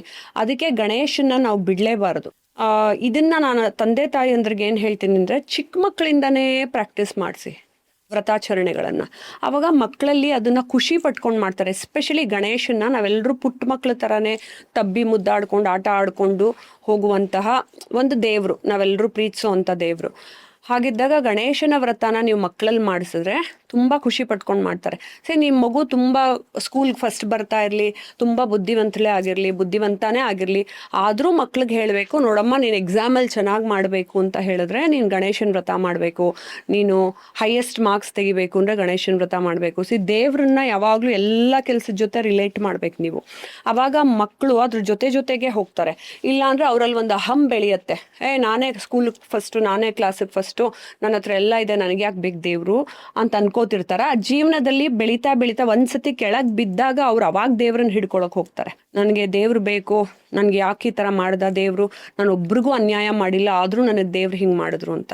ಆದರೆ ನೀವು ದೇವ್ರ ಜೊತೆ ಸಂಬಂಧನ ಚಿಕ್ಕ ವಯಸ್ಸಿಂದಾನೇ ಬೆಳೆಸ್ಬಿಟ್ಟಾಗ ಆಮೇಲೆ ಅವ್ರು ದೊಡ್ಡವರಾದ್ಮೇಲೆ ನೀವು ನೋಡ್ಕೊಳ್ಳೋದೇ ಬೇಡ, ಅವರೇ ಸರಿಯಾದ ಟ್ರ್ಯಾಕಲ್ಲಿ ಹೋಗ್ತಿರ್ತಾರೆ. ಸೊ ಈ ವ್ರತಾಚರಣೆಗಳನ್ನು ದೊಡ್ಡವ್ರು ನೋಡಿ, ನನಗೆ ತುಂಬ ಜನ ಫೋನ್ ಮಾಡಿ ಕೇಳ್ತಾರೆ, ಮ್ಯಾಮ್ ನಾವು ಏನು ಮಾಡಬೇಕು ಅಂತ. ಫಸ್ಟ್ ನಾ ಹೇಳ್ಕೊಡೋದೆ, ನೀವು ಯಾವ್ದು ಮಾಡ್ತಿರೋ ಬಿಡ್ತಿರೋ ಲೈಫಲ್ಲಿ ಎಲ್ಲರೂ ಹೇಳೋದು ಒಂದೇ ಸರ್, ನನಗೆ ತುಂಬ ಅಡಚಣೆಗಳು ಬರುತ್ತೆ ಮ್ಯಾಮ್, ಇನ್ನೇನು ಕೆಲಸ ಮುಗಿಸ್ತಿರ್ತೀನಿ ಅಲ್ಲಿ ನಿಂತೋಗುತ್ತೆ, ಏನೋ ಮಾಡಬೇಕು ಅಂತ ಆಸೆ ಪಟ್ಕೊಂಡಿರ್ತೀನಿ ಮ್ಯಾಮ್, ಯಾರೋ ಕೊಡೋರು ಇನ್ವೆಸ್ಟ್ ಮಾಡೋರು ದುಡ್ಡು ಇನ್ವೆಸ್ಟ್ ಮಾಡೋದಿಲ್ಲ, ಅಥವಾ ನಾವು ಮುಂದಕ್ಕೆ ಹೋಗಿರ್ತೀವಿ ಪೂರ್ತಿ ಮುಗಿಸೋದಕ್ಕಾಗೋದಿಲ್ಲ, ಇನ್ನೇನೋ ಆಗಬೇಕು ಅಂತಿರುತ್ತೆ, ಅಡಚಣೆಗಳು ಬಂದು ಮದುವೆ ನಿಂತೋಗುತ್ತೆ. ಎಲ್ಲ ಅಡಚಣೆಗಳು ನಿಂತೋಗೋದಕ್ಕೂ ಬಂದು ನಿಮಗೆ ಪ್ರಾಬ್ಲಮ್ ಕ್ರಿಯೇಟ್ ಮಾಡೋದಕ್ಕೂ ಗಣಪತಿನೇ ಒಂದು ಸಲ್ಯೂಷನ್ ಕೊಡೋದು. ಹಾಗಾಗಿ ನೀವು ಗಣೇಶನ ವ್ರತವನ್ನು ಮಾಡ್ಕೊಳ್ಳೇಬೇಕು. ನಾನು ಎಲ್ರಿಗೂ ಫಸ್ಟ್ ಹೇಳೋದೇ, ಏನೇನೋ ತಂತ್ರ ಮಂತ್ರ ಕಲ್ತ್ಬಿಡ್ಬೇಕು ಮ್ಯಾಮ್, ನಮಗೆ ಮುದ್ರೆ ಹೇಳ್ಕೊಡಿ ಮ್ಯಾಮ್, ಇದು ಮಾಡಿ ಅಂತಾರೆ. ನಾ ಹೇಳೋದು ಫಸ್ಟ್ ಗಣೇಶನ ಮಂತ್ರ ಬಹಳ ಸುಲಭವಾದದ್ದು. 21 ದಿನ 21,000 ಜಪವನ್ನು ಮಾಡಿ ಆ ವ್ರತವನ್ನು ಮಾಡ್ಕೊಂಡಾಗ ನೀವು ಫಸ್ಟ್ ಗಣೇಶನ್ ಸಿದ್ಧಿಸ್ಕೊಂಡ್ಬಿಟ್ರಿ ಅಂದರೆ ನಿಮಗೆ ಬೇರೆ ಎಲ್ಲ ದೇವಾನುದೇವತೆಗಳದ್ದು ನೀವು ಸಿದ್ಧಿಸ್ಕೊಳಕ್ಕೆ ಹೋದಾಗ್ಲೂ ವಿಘ್ನೇಶ್ವರ ವಿಘ್ನಗಳನ್ನು ತರದಂಗೆ ಅದನ್ನು ಸಿದ್ಧಿಸ್ಕೊಳ್ಳೋದಕ್ಕೆ ಸಹಾಯ ಮಾಡ್ತಾನೆ. ನೀವು ವಿಘ್ನೇಶ್ವರನ್ಗೆ ಫಸ್ಟ್ ಬೆಲೆ ಕೊಡಲಿಲ್ಲ ಅಂತಂದಾಗ ನೀವು ಬೇರೆದೆಲ್ಲ ಮಾಡಕ್ಕೆ ಹೋದಾಗ ನೋಡಿ, ತುಂಬ ಜನ ನಾನು ಶುರು ಮಾಡಿದೆ ಲಲಿತಾ ಸಹಸ್ರನಾಮ 2 ದಿನ ಎದ್ದೆ ಮೇಡಮ್, 3ನೇ ದಿನ ಎದ್ದೇಳಕ್ಕೆ ಆಗಲ್ಲ ಅಂತಾರೆ. ಆವಾಗಲೂ ತಿರ್ಗಾ ವಿಘ್ನ ಬಂತು. ನೀವು 40 ದಿನ ಮಾಡ್ತೀನಿ ಅಂತ ಸಂಕಲ್ಪ ತಗೊಂಡಾಗ್ಲೂ ವಿಘ್ನಗಳು ಬರ್ತಾ ಹೋಗುತ್ತೆ. ನಿಮ್ಮಲ್ಲಿ ಆ ಚೈತನ್ಯ ಬರಬೇಕು ಅಂದರೆ ಫಸ್ಟ್ ನಿಮ್ಮೊಳಗೋ ಗಣೇಶ ಇರಬೇಕು. ಅವನು ಅವಾಗ ನಿಮ್ಗೆ ವಿಲ್ ಪವರ್ ಕೊಡ್ತಾನೆ ವ್ರತಗಳನ್ನು ಮಾಡ್ಕೊಂಡು ಹೋಗೋದಕ್ಕೆ. ಸೊ ಅದಕ್ಕೆ ನಿಮ್ಗೆ ಕಷ್ಟ ಬಂದಾಗ ಮಹಿಳೆಯರಾಗಲಿ ಪುರುಷರಾಗಿರಲಿ ನಾನು ವ್ರತ ಮಾಡ್ತೀನಿ ಅನ್ನೋದಲ್ಲ, ಇದನ್ನು ಮೈಗೂಡಿಸ್ಕೋಬೇಕು. ನೀವು ನಿಮ್ಮ ಜೀವನದ ಜೊತೆ ಕರ್ಕೊಂಡು ಹೋಗಬೇಕು ಅಂದಾಗ ಮಕ್ಕಳಲ್ಲಿ ಎಸ್ಪೆಷಲಿ ವರ್ಷದಲ್ಲಿ 1 ಸತಿನೋ 2 ಸತಿನಾದರೂ ಈ ವ್ರತಾಚರಣೆಗಳನ್ನು ಮಾಡಿಸಿ. ಎಸ್ಪೆಷಲಿ ಗಣೇಶಂದು ತುಂಬ ಸುಲಭ. ಅದು ಮಾಡಿಸಿದಾಗ ಅವ್ರಿಗೆ ಒಂದು ಖುಷಿ ಆಗತ್ತೆ, ನಾನು 21 ದಿನ ಮಾಡಿದೆ ಅಂತ. ನಾನು ಮೊದಲನೇದಾಗಿ ಗಣಪತಿಯ ಇದೊಂದು ದೇವಸ್ಥಾನ ತಮಿಳ್ನಾಡಲ್ಲಿದೆ ಅಂತ ಓದಿದ್ದೆ. ಆಮೇಲೆ ಆ ವಿಡಿಯೋಸ್ ಕೂಡ ನೋಡಿದ್ದೀನಿ. ತಮಿಳ್ನಾಡಲ್ಲಿ ಇಂದಿಗೂ ಇದೆ. ಏನು ಅಂದ್ರೆ ಗಣೇಶನಿಗೆ ಎಂಜಲ್ ಮಾಡಿ ಇಡ್ತಾರೆ, ಉಚ್ಚಿಷ್ಟ ಗಣೇಶ. ಆ ಉಚ್ಚಿಷ್ಟ ಗಣೇಶ ಅದು ಎಡಗೈಯಲ್ಲಿ ಬಡಿಸ್ತಾರೆ. ಮತ್ತೆ ನನಗೆ ಎಲ್ಲದಕ್ಕಿಂತ ಆಶ್ಚರ್ಯ ಅನ್ಸಿದ್ದು ಅಂದ್ರೆ ಆ ಗಣಪತಿ ರೂಪನೇ ಬೇರೆ ತರ ಇದೆ. ಅಂದ್ರೆ ಗಣೇಶ ನಗ್ನವಾಗಿ ಕೂತಿರೋದು, ಆಕೆ ತೊಡೆ ಮೇಲೆ ಒಂದು ನೀಲಿ ಸರಸ್ವತಿಯಿಂದ ಕೂತಿರ್ತಕ್ಕಂಥದ್ದು. ಜೊತೆಗೆ ಅದು ಸಿಂಬಾಲಿಕಲಿ ಬೇರೆನೋ ರೆಪ್ರೆಸೆಂಟ್ ಮಾಡುತ್ತೆ. ಅಂದ್ರೆ ಗಣೇಶನ ಸೊಂಡಿಲು ಬೇರೆ ತರಹದ ಆಕಾರನೇ ಒಂಥರ ಇದೆ, ತಂತ್ರ ಫಾರ್ಮ್ ಅಂತ ಗೊತ್ತು.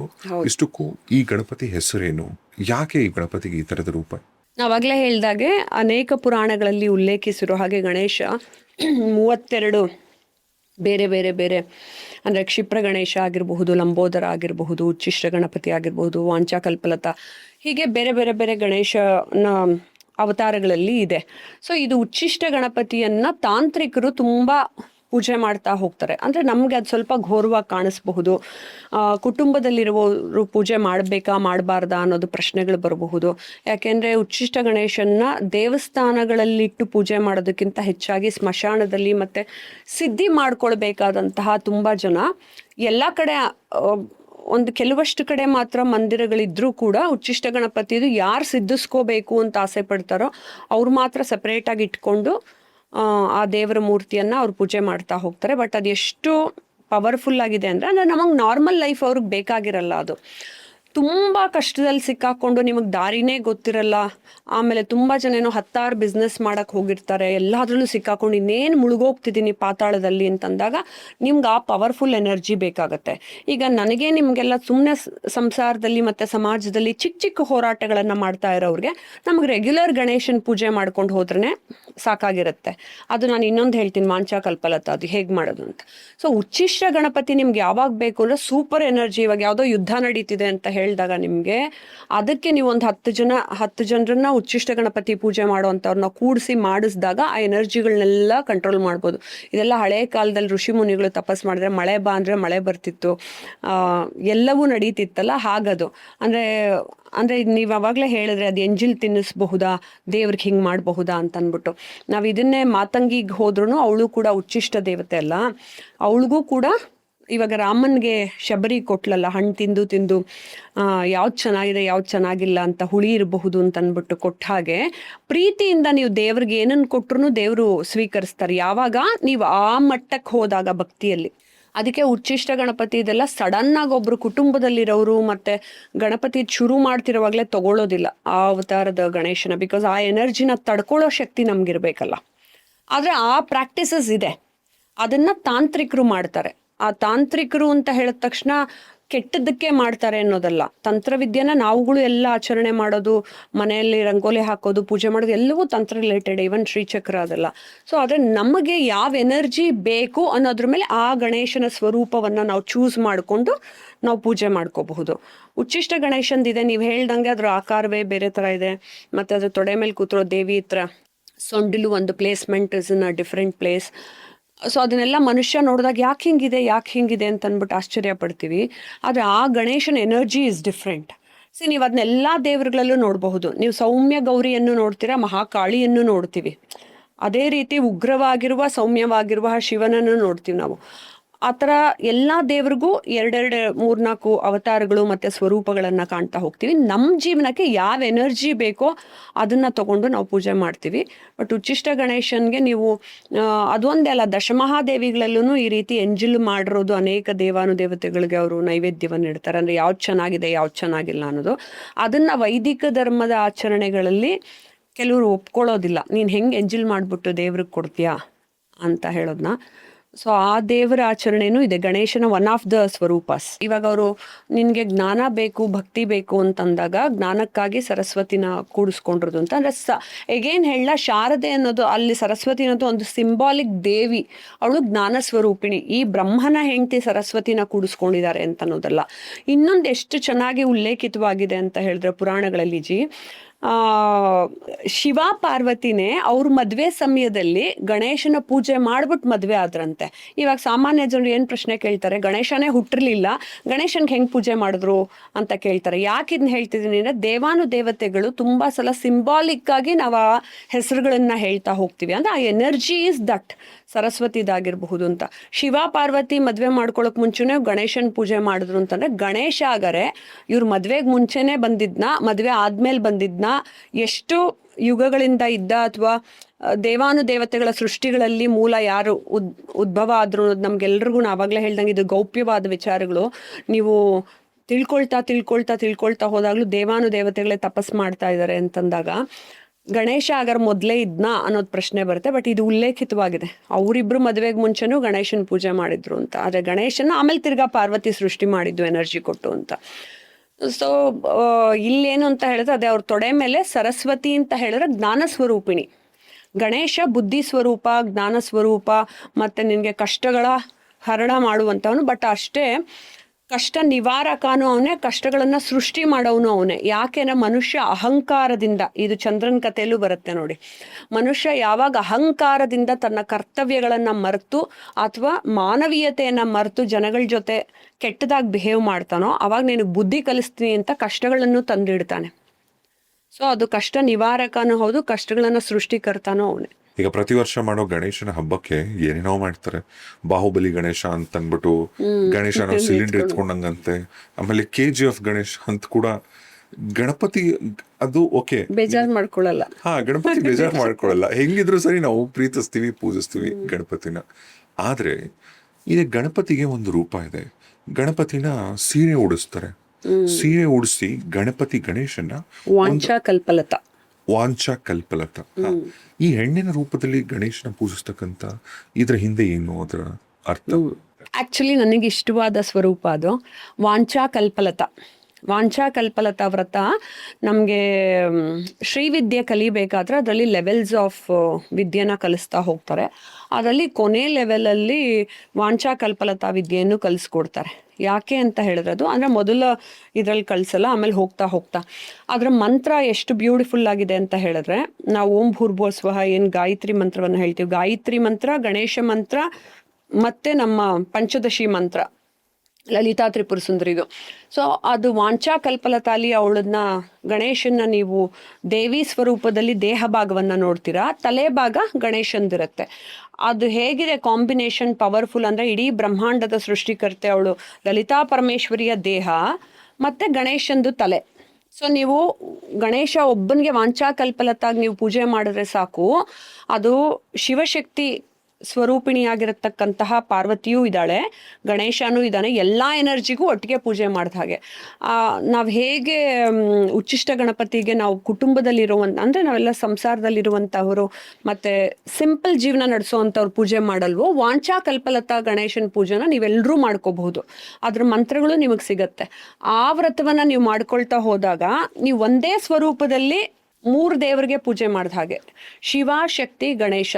ಸೊ ಅವರೆಲ್ಲರೂ ಒಟ್ಟಿಗೆ ನಿಮಗೆ ತಥಾಸ್ತು ಅಂತ ವರಾನ್ ಕೊಡ್ತಾರೆ. ಮತ್ತು ಆ ಮಂತ್ರದ ಕಾಂಬಿನೇಷನ್ನು ಕೂಡ ಅದೇ ರೀತಿ ಕಾಂಪ್ಲಿಕೇಟೆಡ್ ಆಗಿದೆ. ಬಟ್ ಅದು ಯಾವಾಗ ನೀವು ಮಾಡಬೇಕು ಅಂದರೆ ಶ್ರೀವಿದ್ಯೆಯನ್ನು ಎಲ್ಲ ಲೆವೆಲಲ್ಲೂ ಕಲ್ತ್ಕೊಂಡು ಹೋದ್ಮೇಲೆ ಕೊನೆಗೆ ಮಾಡಬೇಕು. ಬಟ್ ಇದಕ್ಕೂ ಮುಂಚೆ ಏನು ಮಾಡಬೇಕು ಅಂದರೆ ನೀವು ನಾನು ಹೇಳ್ದಂಗೆ ಬರೀ ಗಣೇಶಂದು ಗಮ್ ಗಣಪತಿಯೇ ನಮಃ ಆ ಗಣೇಶನ ಮಂತ್ರವನ್ನು ನೀವು 21 ದಿನ ಮುಗಿಸಿದ ಮೇಲೆ ನೀವು ಇದು ಯಾವ್ದು ಬೇಕಾದ್ರೂ ಪಿಕ್ ಮಾಡ್ಕೋಬಹುದು.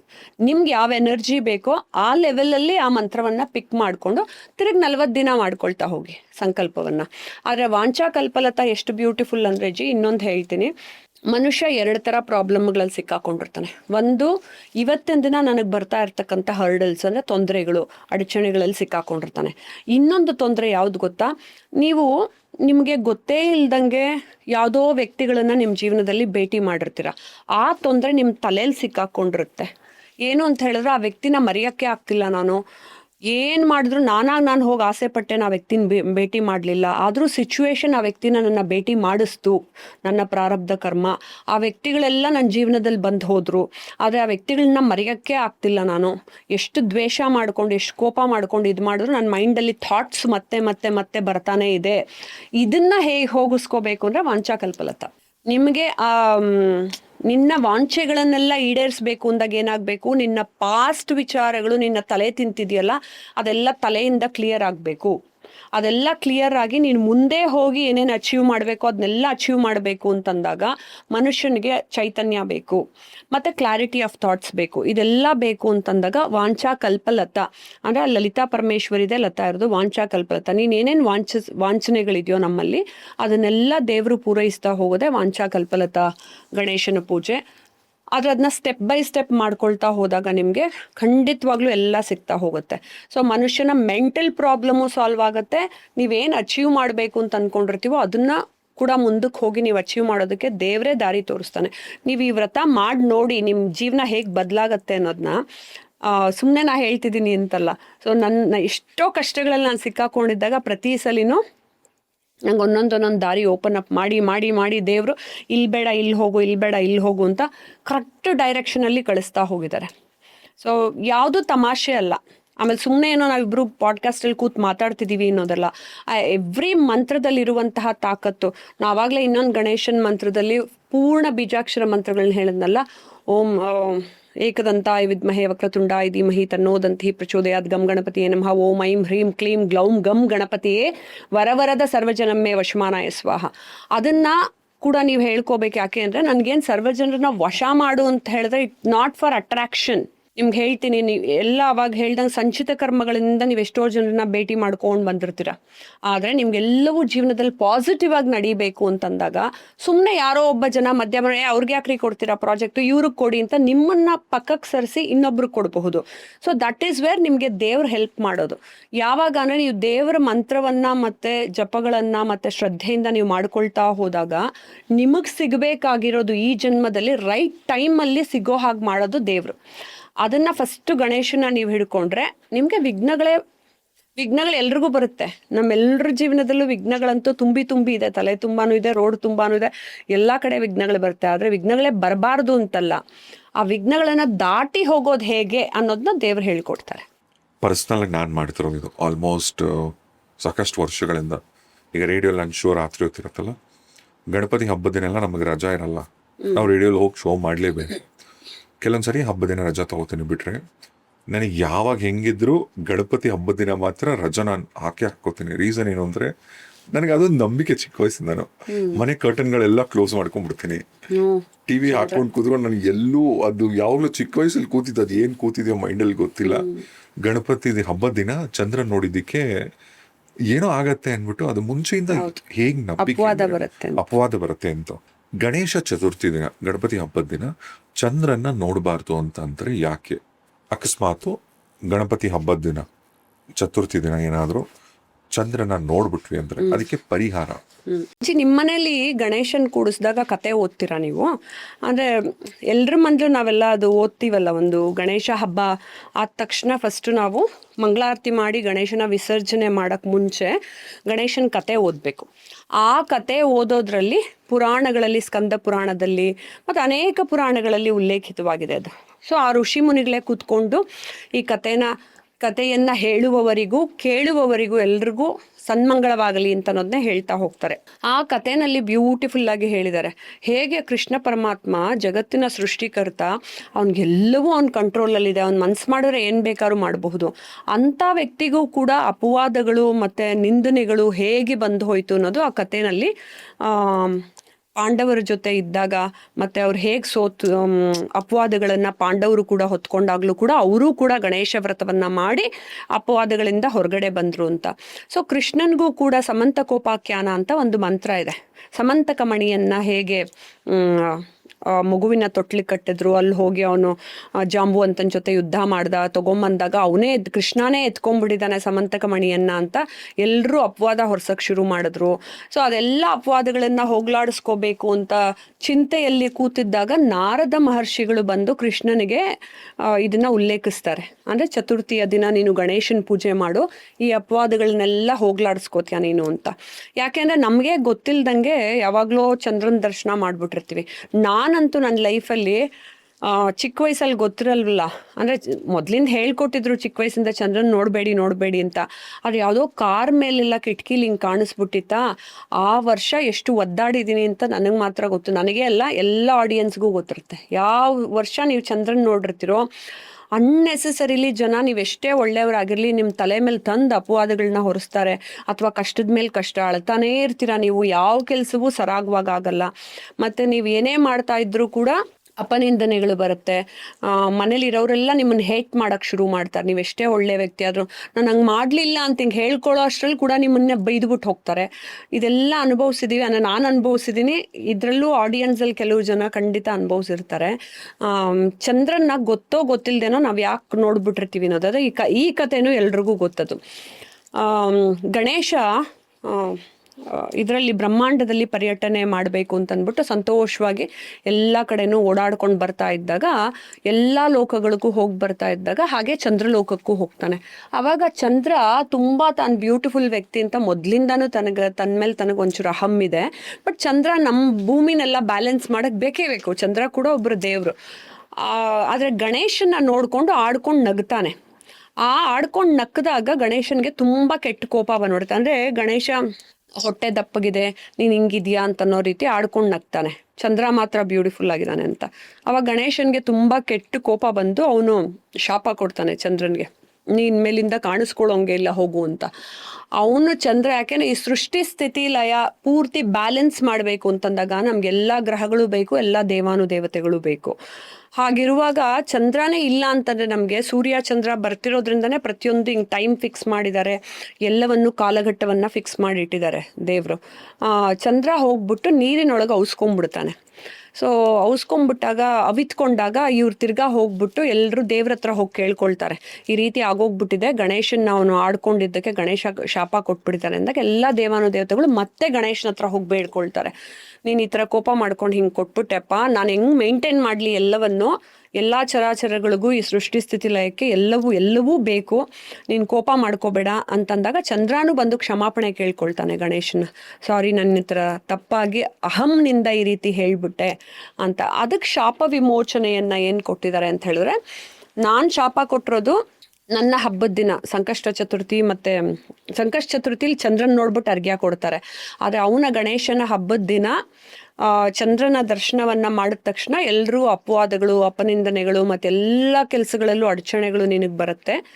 ಅದರ ನೀನು ಶಾಪ ವಿಮೋಚನೆಯಾಗಬೇಕು ಅಂತ ಹೇಳಿದ್ರೆ ಸಮಂತಕೋಪಾಖ್ಯಾನ ಮತ್ತು ಈ ಕಥೆನೂ ಕೂಡ ಓದಬೇಕು.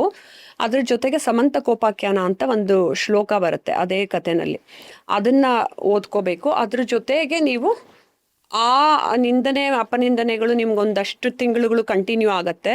ಮತ್ತೆ ತಿರ್ಗಾ ನಿಮಗೆ ಯುಗಾದಿ ಹಬ್ಬದ ದಿನ ನೀವು ಚಂದ್ರನ ದರ್ಶನವನ್ನ ಮಾಡಿದ್ರೆ ನಿಮ್ಮ ಮೇಲೆ ಬಂದಿರೋ ಅಪವಾದಗಳೆಲ್ಲ ಹೋಗುತ್ತೆ ಅಂತ ಅನ್ನೋದು ಈ ಕಥೆನ ಅಲ್ಲಿ ಉಲ್ಲೇಖಿಸಿದ್ದಾರೆ. ಇದರಲ್ಲಿ ಎಷ್ಟೊಂದು ಉಪಕಥೆಗಳು ಇದೆ. ಅಂದರೆ ಇದರಲ್ಲೇ ಬರೋದು ಪಾಂಡವರದ್ದು ಕೂಡ ಕತೆ ಬರುತ್ತೆ, ಕೃಷ್ಣನ ಕತೆ ಬರುತ್ತೆ. ಅಂದರೆ ಎಲ್ಲರ ಜೀವನದಲ್ಲೂ ಹೇಗೆ ಗಣೇಶನ್ನ ಪೂಜೆ ಮಾಡ್ತಾ ಹೋದ್ರು. ಸೊ ಗಣೇಶನ ಪೂಜೆ ಮಾಡೋದ್ರಿಂದ ನಿಮಗೆ ಜೀವನದಲ್ಲಿ ಆಮೇಲೆ ನೀವೆಲ್ಲ ಸಂಕಷ್ಟ ಚತುರ್ಥಿಗೆ ಕಾಯೋದು ಬೇಕಾಗಿಲ್ಲ. ತುಂಬ ಕಷ್ಟದಲ್ಲಿ ಸಿಕ್ಕಾಕೊಂಡಿದ್ರ ಅಂದರೆ ಯಾವತ್ತು ಬೇಕಾದ್ರೂ ನೀವು ಗಣೇಶನದ್ದು ಪೂಜೆನ ಶುರು ಮಾಡ್ಕೋಬಹುದು. ದೇವ್ರು ಯಾವಾಗಲೂ ಬಂದು ನಿಮಗೆ ಒಳ್ಳೇದನ್ನೇ ಮಾಡ್ತಾರೆ. ನೀವು ಶುರು ಮಾಡೋದಕ್ಕೆ ನಿಮ್ಮಲ್ಲೊಂದದು ವಾಂಛೆ ಅದು ನಿಮ್ಮಲ್ಲಿ ಬರಬೇಕು ಒಳಗಿಂದ. ಸೊ ಇದು ಕೃಷ್ಣ ಪರಮಾತ್ಮ ಕೂಡ ಅದನ್ನ ಮಾಡಿ ತನ್ನ ಮೇಲೆ ಬಂದಂಥ ಅಪವಾದಗಳನ್ನು ಹೋಗ್ಲಾಡಿಸ್ಕೊಂಡ ಅಂತಂದಾಗ ದೇವಾನುದೇವತೆಗಳೇ ಗಣೇಶನ ಪೂಜೆ ಮಾಡ್ತಾರೆ ಅಂದಾಗ ನಾವು ಮನುಷ್ಯರು ಖಂಡಿತ ಮಾಡಲೇಬೇಕು. ಯಾಕಂದರೆ ನಮ್ಮ ಜೀವನ ಇನ್ನೂ ಕಷ್ಟಗಳಲ್ಲೇ ಸಿಕ್ಕಾಕೊಂಡಿರುತ್ತೆ ಎವ್ರಿ ಹೆಜ್ಜೆನಲ್ಲಿ. ಸೊ ಗಣೇಶನ ಪೂಜೆ ಮಾಡ್ತಾ ಹೋದಷ್ಟು ನಾವು ಬೇಗ ಬೇಗ ಬೇಗ ಮುಂದಕ್ಕೆ ಹೋಗ್ತಾ ಇರ್ತೀವಿ. ಕೆಲವು ಕಥೆಗಳಲ್ಲಿ ಗಣಪತಿ ಬ್ರಹ್ಮಚಾರಿ ಅಂತ ಹೇಳ್ತಾರೆ ಗಣೇಶ. ಇನ್ನು ಕೆಲವು ಕಥೆಗಳಲ್ಲಿ ಗಣಪತಿಗೆ ಇಬ್ರು ಹೆಂಡ್ತಿರು ಅಂತ ಅಂತಾರೆ. ಈ ಗಣಪತಿ ಇದು ಆಕ್ಚುಲಿ ಬ್ರಹ್ಮಚಾರಿನ ಅಥವಾ ಹೆಂಡ್ತಿರಿದಾರ? ಆಕ್ಚುಲಿ ಕೆಲವು ಪುರಾಣಗಳಲ್ಲಿ ಗಣೇಶ ಆಗಲಿ ಸುಬ್ರಹ್ಮಣ್ಯ ಆಗಲಿ ಬ್ರಹ್ಮಚಾರಿಗಳು ಅಂತಾನೆ ಇರೋದು. ಇನ್ನು ಕೆಲವು ಪುರಾಣಗಳಲ್ಲಿ ಹೇಗಿದೆ ಅಂತ ಹೇಳಿದ್ರೆ ವಲ್ಲಿ ದೇವಸೇನ ಹೇಗೆ ಸುಬ್ರಹ್ಮಣ್ಯನ್ಗೆ ಇಬ್ರು ಹೆಂಡ್ತಿರೋ, ಗಣೇಶನ್ಗೂ ಕೂಡ ಸಿದ್ಧಿ ಬುದ್ಧಿ ಅದನ್ನು ವೃದ್ಧಿ ಬುದ್ಧಿ ಅಂತಲೂ ಹೇಳ್ತಾರೆ. ನಾರ್ತ್ ಇಂಡಿಯನ್ಸ್ ಎರಡೂ ಥರ ಹೇಳ್ತಾರೆ. ಸಿದ್ಧಿ ಬುದ್ಧಿ ಅಂತ ಇಬ್ಬರು ಹೆಂಡ್ತಿರಿದ್ರು. ಅಂದರೆ ಅವ್ರಿಗೆ ಗಣೇಶ ಮದುವೆನೇ ಆಗಲ್ಲ ಅಂತಿದ್ದಕ್ಕೆ ಇದನ್ನು ಕೂಡ ದೇವಾನುದೇವತೆಗಳು ಪ್ಲ್ಯಾನ್ ಮಾಡಿ ಸಿದ್ಧಿ ಬುದ್ಧಿನ ಸೃಷ್ಟಿ ಮಾಡಿ ಅವ್ನಿಗೆ ಮದುವೆ ಮಾಡಿಸಿದ್ರು. ಅವ್ನು ಇಷ್ಟಪಡೋ ಹಾಗೆ ಮಾಡಿ ಗಣೇಶನ್ಗೆ ಹೇಳಿ ಕಳಿಸ್ತಾರೆ, ನೀನು ಅವ್ರಿಗೆಲ್ಲ ಟೀಚ್ ಮಾಡು, ಅಂದರೆ ಅವ್ರಿಗೆಲ್ಲ ವಿದ್ಯೆ ಹೇಳ್ಕೊಡು ಅಂತಂದಾಗ ವಿದ್ಯೆ ಹೇಳ್ಕೊಡ್ತಾ ಅವ್ರನ್ನ ಮದುವೆ ಮಾಡ್ಕೊಳ್ತಾನೆ. ಅವನಿಗೆ ಹುಟ್ಟುವಂತಹ ಇಬ್ರು ಮಕ್ಕಳು ಶುಭ ಲಾಭ್ ಅಂತ. ಇವಾಗ ನಾವು ನಾರ್ತ್ ಇಂಡಿಯನ್ಸ್ ಯಾವುದೋ ಒಂದು ಅಂಗಡಿ ಓಪನ್ ಮಾಡಿದ್ರೆ ಶುಭ ಲಾಭ್ ಅಂತ ಬರೆದಿರ್ತಾರೆ, ನಾವೆಲ್ಲ ಗಮನಿಸಿರ್ತೀವಿ ಅದನ್ನ. ಸೊ ಗಣೇಶನ ಇಬ್ರು ಮಕ್ಕಳು ಶುಭ ಲಾಭ್ ಅನ್ನೋದು, ಶುಭ ಮತ್ತು ಲಾಭ ಅನ್ನೋರು. ಗಣೇಶನ್ಗೆ ಹೆಂಡತಿನೂ ಇದ್ದಾರೆ, ಮಕ್ಕಳು ಇದ್ದಾರೆ ಅನ್ನೋದನ್ನು ಕೂಡ ಅನೇಕ ಪುರಾಣಗಳಲ್ಲಿ ಉಲ್ಲೇಖಿಸಿದ್ದಾರೆ. ಭಾರತ ದೇಶದಲ್ಲಿ ನೀವು ಯಾವ ಹಬ್ಬ ಎಷ್ಟು ಜೋರಾಗಿ ಮಾಡ್ತೀರಾ ಅನ್ನೋದಕ್ಕಿಂತ ಗಣಪತಿ ಹಬ್ಬ ಅಂದ್ರೇನೆ ಇಡೀ ದೇಶನ ಒಂದಾಗತ್ತೆ. ಅಂದ್ರೆ ಮನೆಗಳಲ್ಲಿ ಪೂಜಿಸೋ ಜೊತೆಗೆ ನಿಮ್ಮ ಏರಿಯಾಗಳಲ್ಲಿ ಪೆಂಡಾಲ್ ಹಾಕ್ಸೋದೇನೋ, ಡಾನ್ಸು, ಆರ್ಕೆಸ್ಟ್ರಾ, ಡಾನ್ಸ್ ಮಾಡೋದು. ಗಣಪತಿ ಹಬ್ಬ ಅಂದ್ರೆ ಒಂದು ಸಂಭ್ರಮ. ಭಾರತದಲ್ಲಿ ಇಷ್ಟು ಪಾಪ್ಯುಲರ್ ಆಗಕ್ಕೆ ಕಾರಣ ಏನು? ಆಕ್ಚುಲಿ ಗಣೇಶನ್ನ ಸೃಷ್ಟಿ ಮಾಡಿರೋದೇ ಒಂದು ದೊಡ್ಡ ಸಂದೇಶ. ಅಂದರೆ ನಾವು ಯಾವಾಗಿನ ಮಾತಾಡ್ದಂಗೆ it's a combination of everything. ಎಲ್ಲ ರೀತಿಯ ಎನರ್ಜಿ ಕೂಡ ಗಣೇಶ ಒಬ್ಬನಲ್ಲೇ ಅಳವಡಿಸ್ಕೊಂಡಿದ್ದಾನೆ. ಅದನ್ನು ನಾವು ಗಣೇಶ ಒಬ್ಬನ ಪೂಜೆ ಮಾಡ್ತಾ ಹೋದ್ರೆ ನಮ್ಗೆ ಎಲ್ಲ ರೀತಿಯ ಎನರ್ಜಿನೂ ಸಿಗ್ತಾ ಹೋಗುತ್ತೆ. ಈ ಗಣೇಶನ ಹಬ್ಬವನ್ನು ಭೂಲೋಕಕ್ಕೆ ಬರೋದನ್ನ ಎರಡು ಥರ, ಅದು ಎರಡು ಥರ ಇದೆ. ಗಣೇಶನ ಸೃಷ್ಟಿ ಮಾಡಿದ ದಿನ ಪಾರ್ವತಿ, ಆ ದಿನ ನಾವಿಲ್ಲಿ ಪೂಜಿಸ್ತೀವಿ ಅನ್ನೋದಿದೆ. ಇನ್ನೊಂದು ಶಿವ ಪಾರ್ವತಿ ಜಗಳ ಆಡ್ಕೊಂಡಾಗ ಪಾರ್ವತಿ ಭೂಲೋಕಕ್ಕೆ ಬಂದ್ಬಿಡ್ತಾಳೆ, ಅಮ್ಮನ ಕರ್ಕೊಂಡು ಹೋಗೋದಕ್ಕೆ ಗಣೇಶ ಬರ್ತಾನೆ. ಸೊ ಅದಕ್ಕೆ ಗೌರಿ ಹಬ್ಬ ಮೊದಲು ಬರುತ್ತೆ, ಗಣೇಶ ಹಬ್ಬ ಆಮೇಲೆ ಬರುತ್ತೆ ಅದನ್ನು ಕೂಡ ಉಲ್ಲೇಖಿಸಿದ್ದಾರೆ. ಮತ್ತು ಗಣೇಶನ್ನ ನಾವೆಲ್ಲರೂ ಕೈಯಲ್ಲೇ ಸೃಷ್ಟಿ ಮಾಡಿ ಅಂದರೆ ಮಣ್ಣಲ್ಲಿ ಮಾಡಿ ಮತ್ತೆ ತಿರ್ಗಾ ವಿಸರ್ಜನೆಯನ್ನು ಮಾಡೋದು ಹೇಗೆ ಅಂದರೆ, ಪಾರ್ವತಿ ಅದೇ ರೀತಿ ಗಣೇಶನ್ನ ಸೃಷ್ಟಿ ಮಾಡಿ ಅದಕ್ಕೊಂದು ಎನರ್ಜಿ ತುಂಬಿದ್ಲು. ನಾವು ಕೂಡ ಎಲ್ಲದರಲ್ಲೂ ದೇವರನ್ನ ಕಾಣುವಾಗ ನಮ್ಮ ಕೈಯಾರನೇ ನಾವು ಹೇಗೆ ಮಣ್ಣಲ್ಲಿ ನಾವು ಗಣೇಶನ್ನ ಮಾಡಿ ಅದಕ್ಕೊಂದು ಎನರ್ಜಿ ತುಂಬಿ ಆಮೇಲೆ ಆ ಎನರ್ಜಿನ ವಾಪಸ್ ತೊಗೊಂಡೋಗಿ ಬಿಡ್ತೀವಿ. ಯಾಕೆಂದರೆ ನಾವು ಮನೇಲಿ ಇಟ್ಕೊಳ್ಳೋಕ್ಕಲ್ಲ. ಯಾಕೆಂದ್ರೆ ನಾವು ಮನೆಯಲ್ಲಿ ಪೂಜೆ ಮಾಡೋವಾಗಲೂ ಕೂಡ ಪ್ರಾಣ ಪ್ರತಿಷ್ಠಾಪನೆ ಮಾಡಿಬಿಟ್ಟನೆ ಅಸ್ಯ ಪ್ರಾಣಾಹ ಯ ಪ್ರಾಣಾಹ ಜೀವಾಹ ಯ ಸ್ಥಿತಾಹ ಸರ್ವೇಂದ್ರಿಯಾಣಿ ಸರ್ವೇಂದ್ರಿಯಾಣಿ ಅಂತ ಗಣೇಶನ ಒಂದೊಂದು ಅಂಗಾಂಗಗಳನ್ನು ಮುಟ್ಟಿ ನಮ್ಮ ಅಂಗಾಂಗಗಳನ್ನು ಮುಟ್ಕೊಂಡು ನಾವು ಅವನ ಪ್ರಾಣನೇ ನನ್ನ ಪ್ರಾಣ ಅನ್ನೋದನ್ನ ಎರಡು ಪ್ರಾಣಗಳನ್ನು ಸೇರಿಸ್ಕೊಂಡು ಪ್ರಾಣ ಪ್ರತಿಷ್ಠಾಪನೆ ಮಾಡಿಕೊಂಡೇ ಮಾಡಿರ್ತೀವಿ. ಅದಾದ್ಮೇಲೆ ತಿರ್ಗಾ ಹಬ್ಬ ಎಲ್ಲ ಆದಮೇಲೆ ತಿರ್ಗಾ ಅದನ್ನು ತೊಗೊಂಡೋಗಿ ವಿಸರ್ಜನೆ ಮಾಡೋದು ಕೂಡ ಎರಡು ರೀತಿ ಸೂಚಿಸೋದೇನು ಅಂದರೆ, ಪ್ರಕೃತಿಲಿ ನಾವೆಲ್ಲರೂ ಬಂದಿದ್ದೀವಿ, ಪ್ರಕೃತಿಗೆ ಹೊರಟೋಗ್ತೀವಿ ಅಂತ. ಹಾಗೆ ಹಬ್ಬಗಳಿಗೂ ಗಣೇಶ ಪಾರ್ವತಿ ಗೌರಿನ ಕರ್ಕೊಂಬಂದಾಗ ಈಗ ಇನ್ನೊಂದು ನಾನು ಇದು ಹೇಳಲೇಬೇಕು, ಗೌರಿ ಹಬ್ಬನ ಗಂಡು ಹುಡುಗರು ಮಾಡಬೇಕು. ಇವರೆಲ್ಲ ಗಣೇಶನ್ಗೆ ಯಾಕೆ ಗೌರಿ ದುಃಖ ಅನ್ನೋದನ್ನು ಗಂಡು ಹುಡುಗರು ಮಾಡಬಾರ್ದು ಅಂತ ಅಂದ್ಕೊಂಡ್ಬಿಡ್ತಾರೆ. ಹಂಗಿಲ್ಲ. ಆ್ಯಕ್ಚುಲಿ ಗೌರಿ ಹಬ್ಬವನ್ನು ಮಹಾರಾಜನೇ ಆಚರಿಸಿದ್ರು.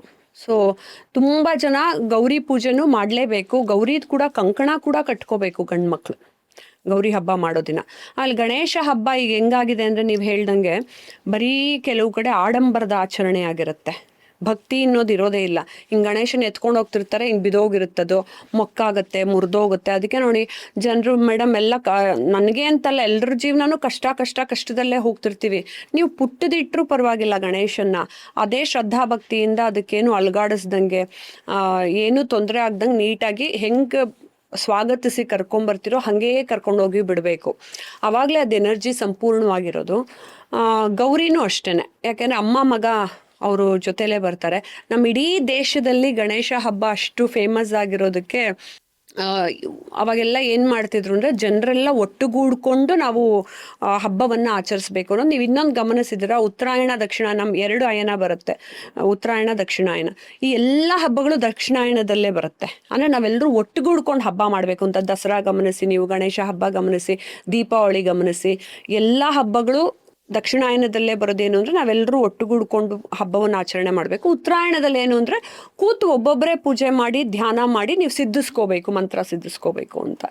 ಸೊ ಈ ರೀತಿ ಹಬ್ಬ ಆಚರಣೆಗಳೆಲ್ಲ ನಮ್ಮಲ್ಲಿ ಬೇರೆ ಬೇರೆ ಸಂಪ್ರದಾಯ ಆದರೂ ಪರವಾಗಿಲ್ಲ, ಗಣೇಶ ಹಬ್ಬ ಮಾತ್ರ ಇಲ್ಲಿ ಏನು ಜಾತಿ ಅನ್ನೋದೇ ಬರೋದಿಲ್ಲ.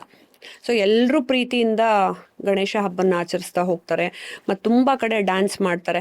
ನಮ್ದ್ರಲ್ಲಿ ಅದು ಷೋಡಶೋಪಚಾರ ಅಂತ ಬರುತ್ತೆ. ಅದರಲ್ಲಿ ನೀವು ಸಂಗೀತನೂ ಹಾಡು ಹೇಳಬೇಕು, ಡ್ಯಾನ್ಸು ಮಾಡಬೇಕು, ಅವ್ನಿಗೆ ಎಲ್ಲ ರೀತಿ ಉಪಚಾರಗಳನ್ನು ಮಾಡಬೇಕು. ಅವನಿಗೆ ಕಡುಬು ಇಷ್ಟ, ಮೋದಕ ಇಷ್ಟ, ಪತ್ರ ಪೂಜಾ ಇಷ್ಟ, ಗರಿಕೆ ಅಂತೂ ಇಟ್ಟೇ ಇಡಬೇಕು. ಇದೆಲ್ಲ ಮಕ್ಕಳ ಕೈಲಿ ಮಾಡಿಸ್ಬೇಕು ಅನ್ನೋದು ನಾನು ಪೇರೆಂಟ್ಸ್ಗೆ ಯಾವಾಗಲೂ ಹೇಳೋದು.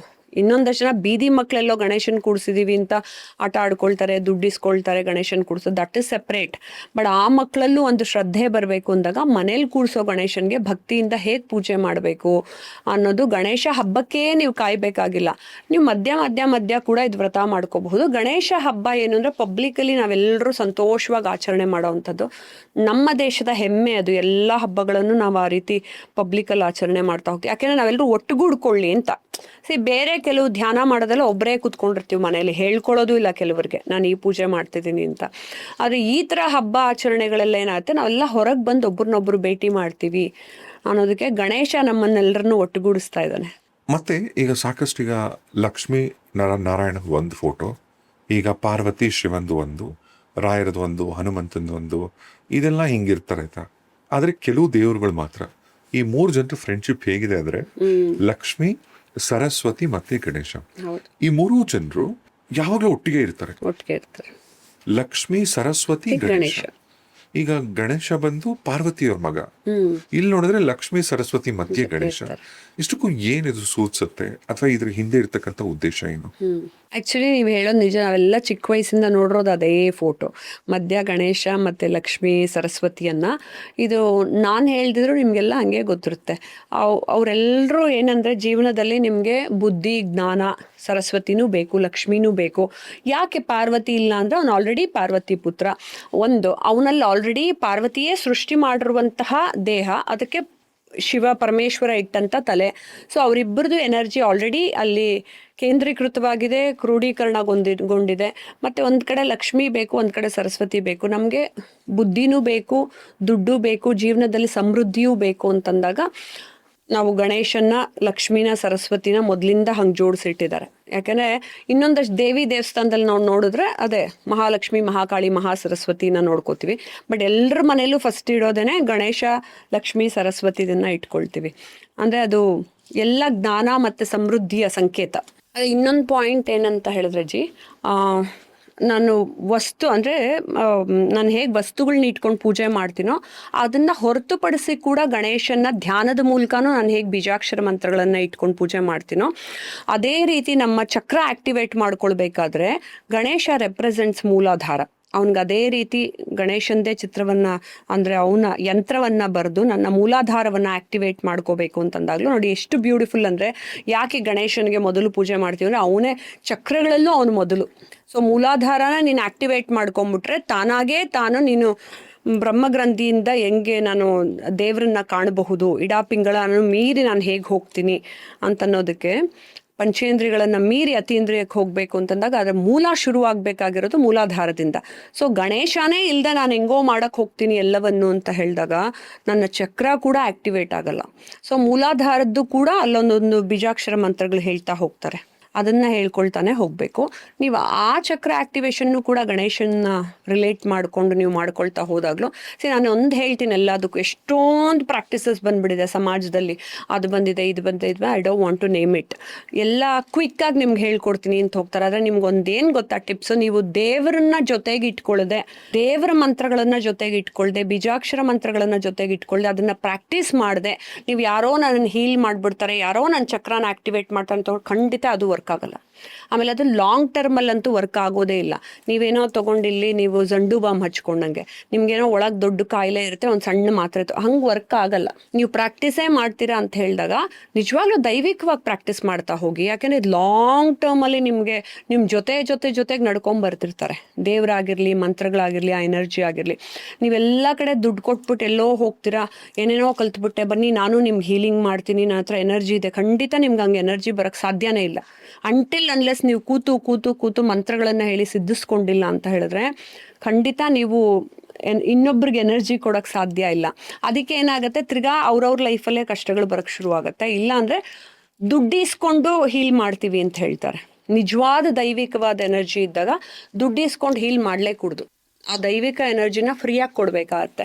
ನಾನು ನಿಮ್ಗೆ ಹೇಳೋದೇನು ಅಂದರೆ, ಮಂತ್ರಗಳನ್ನು ಮತ್ತು ಪೂಜೆ ಮಾಡದಿದ್ರು ಬೇಡ, ಎಲಾಬ್ರೇಟರ್ ಆದರೆ ಮಾಡಬೇಕು. ನಾವೆಲ್ಲ ಅದನ್ನು ಮಾಡ್ತೀವಿ.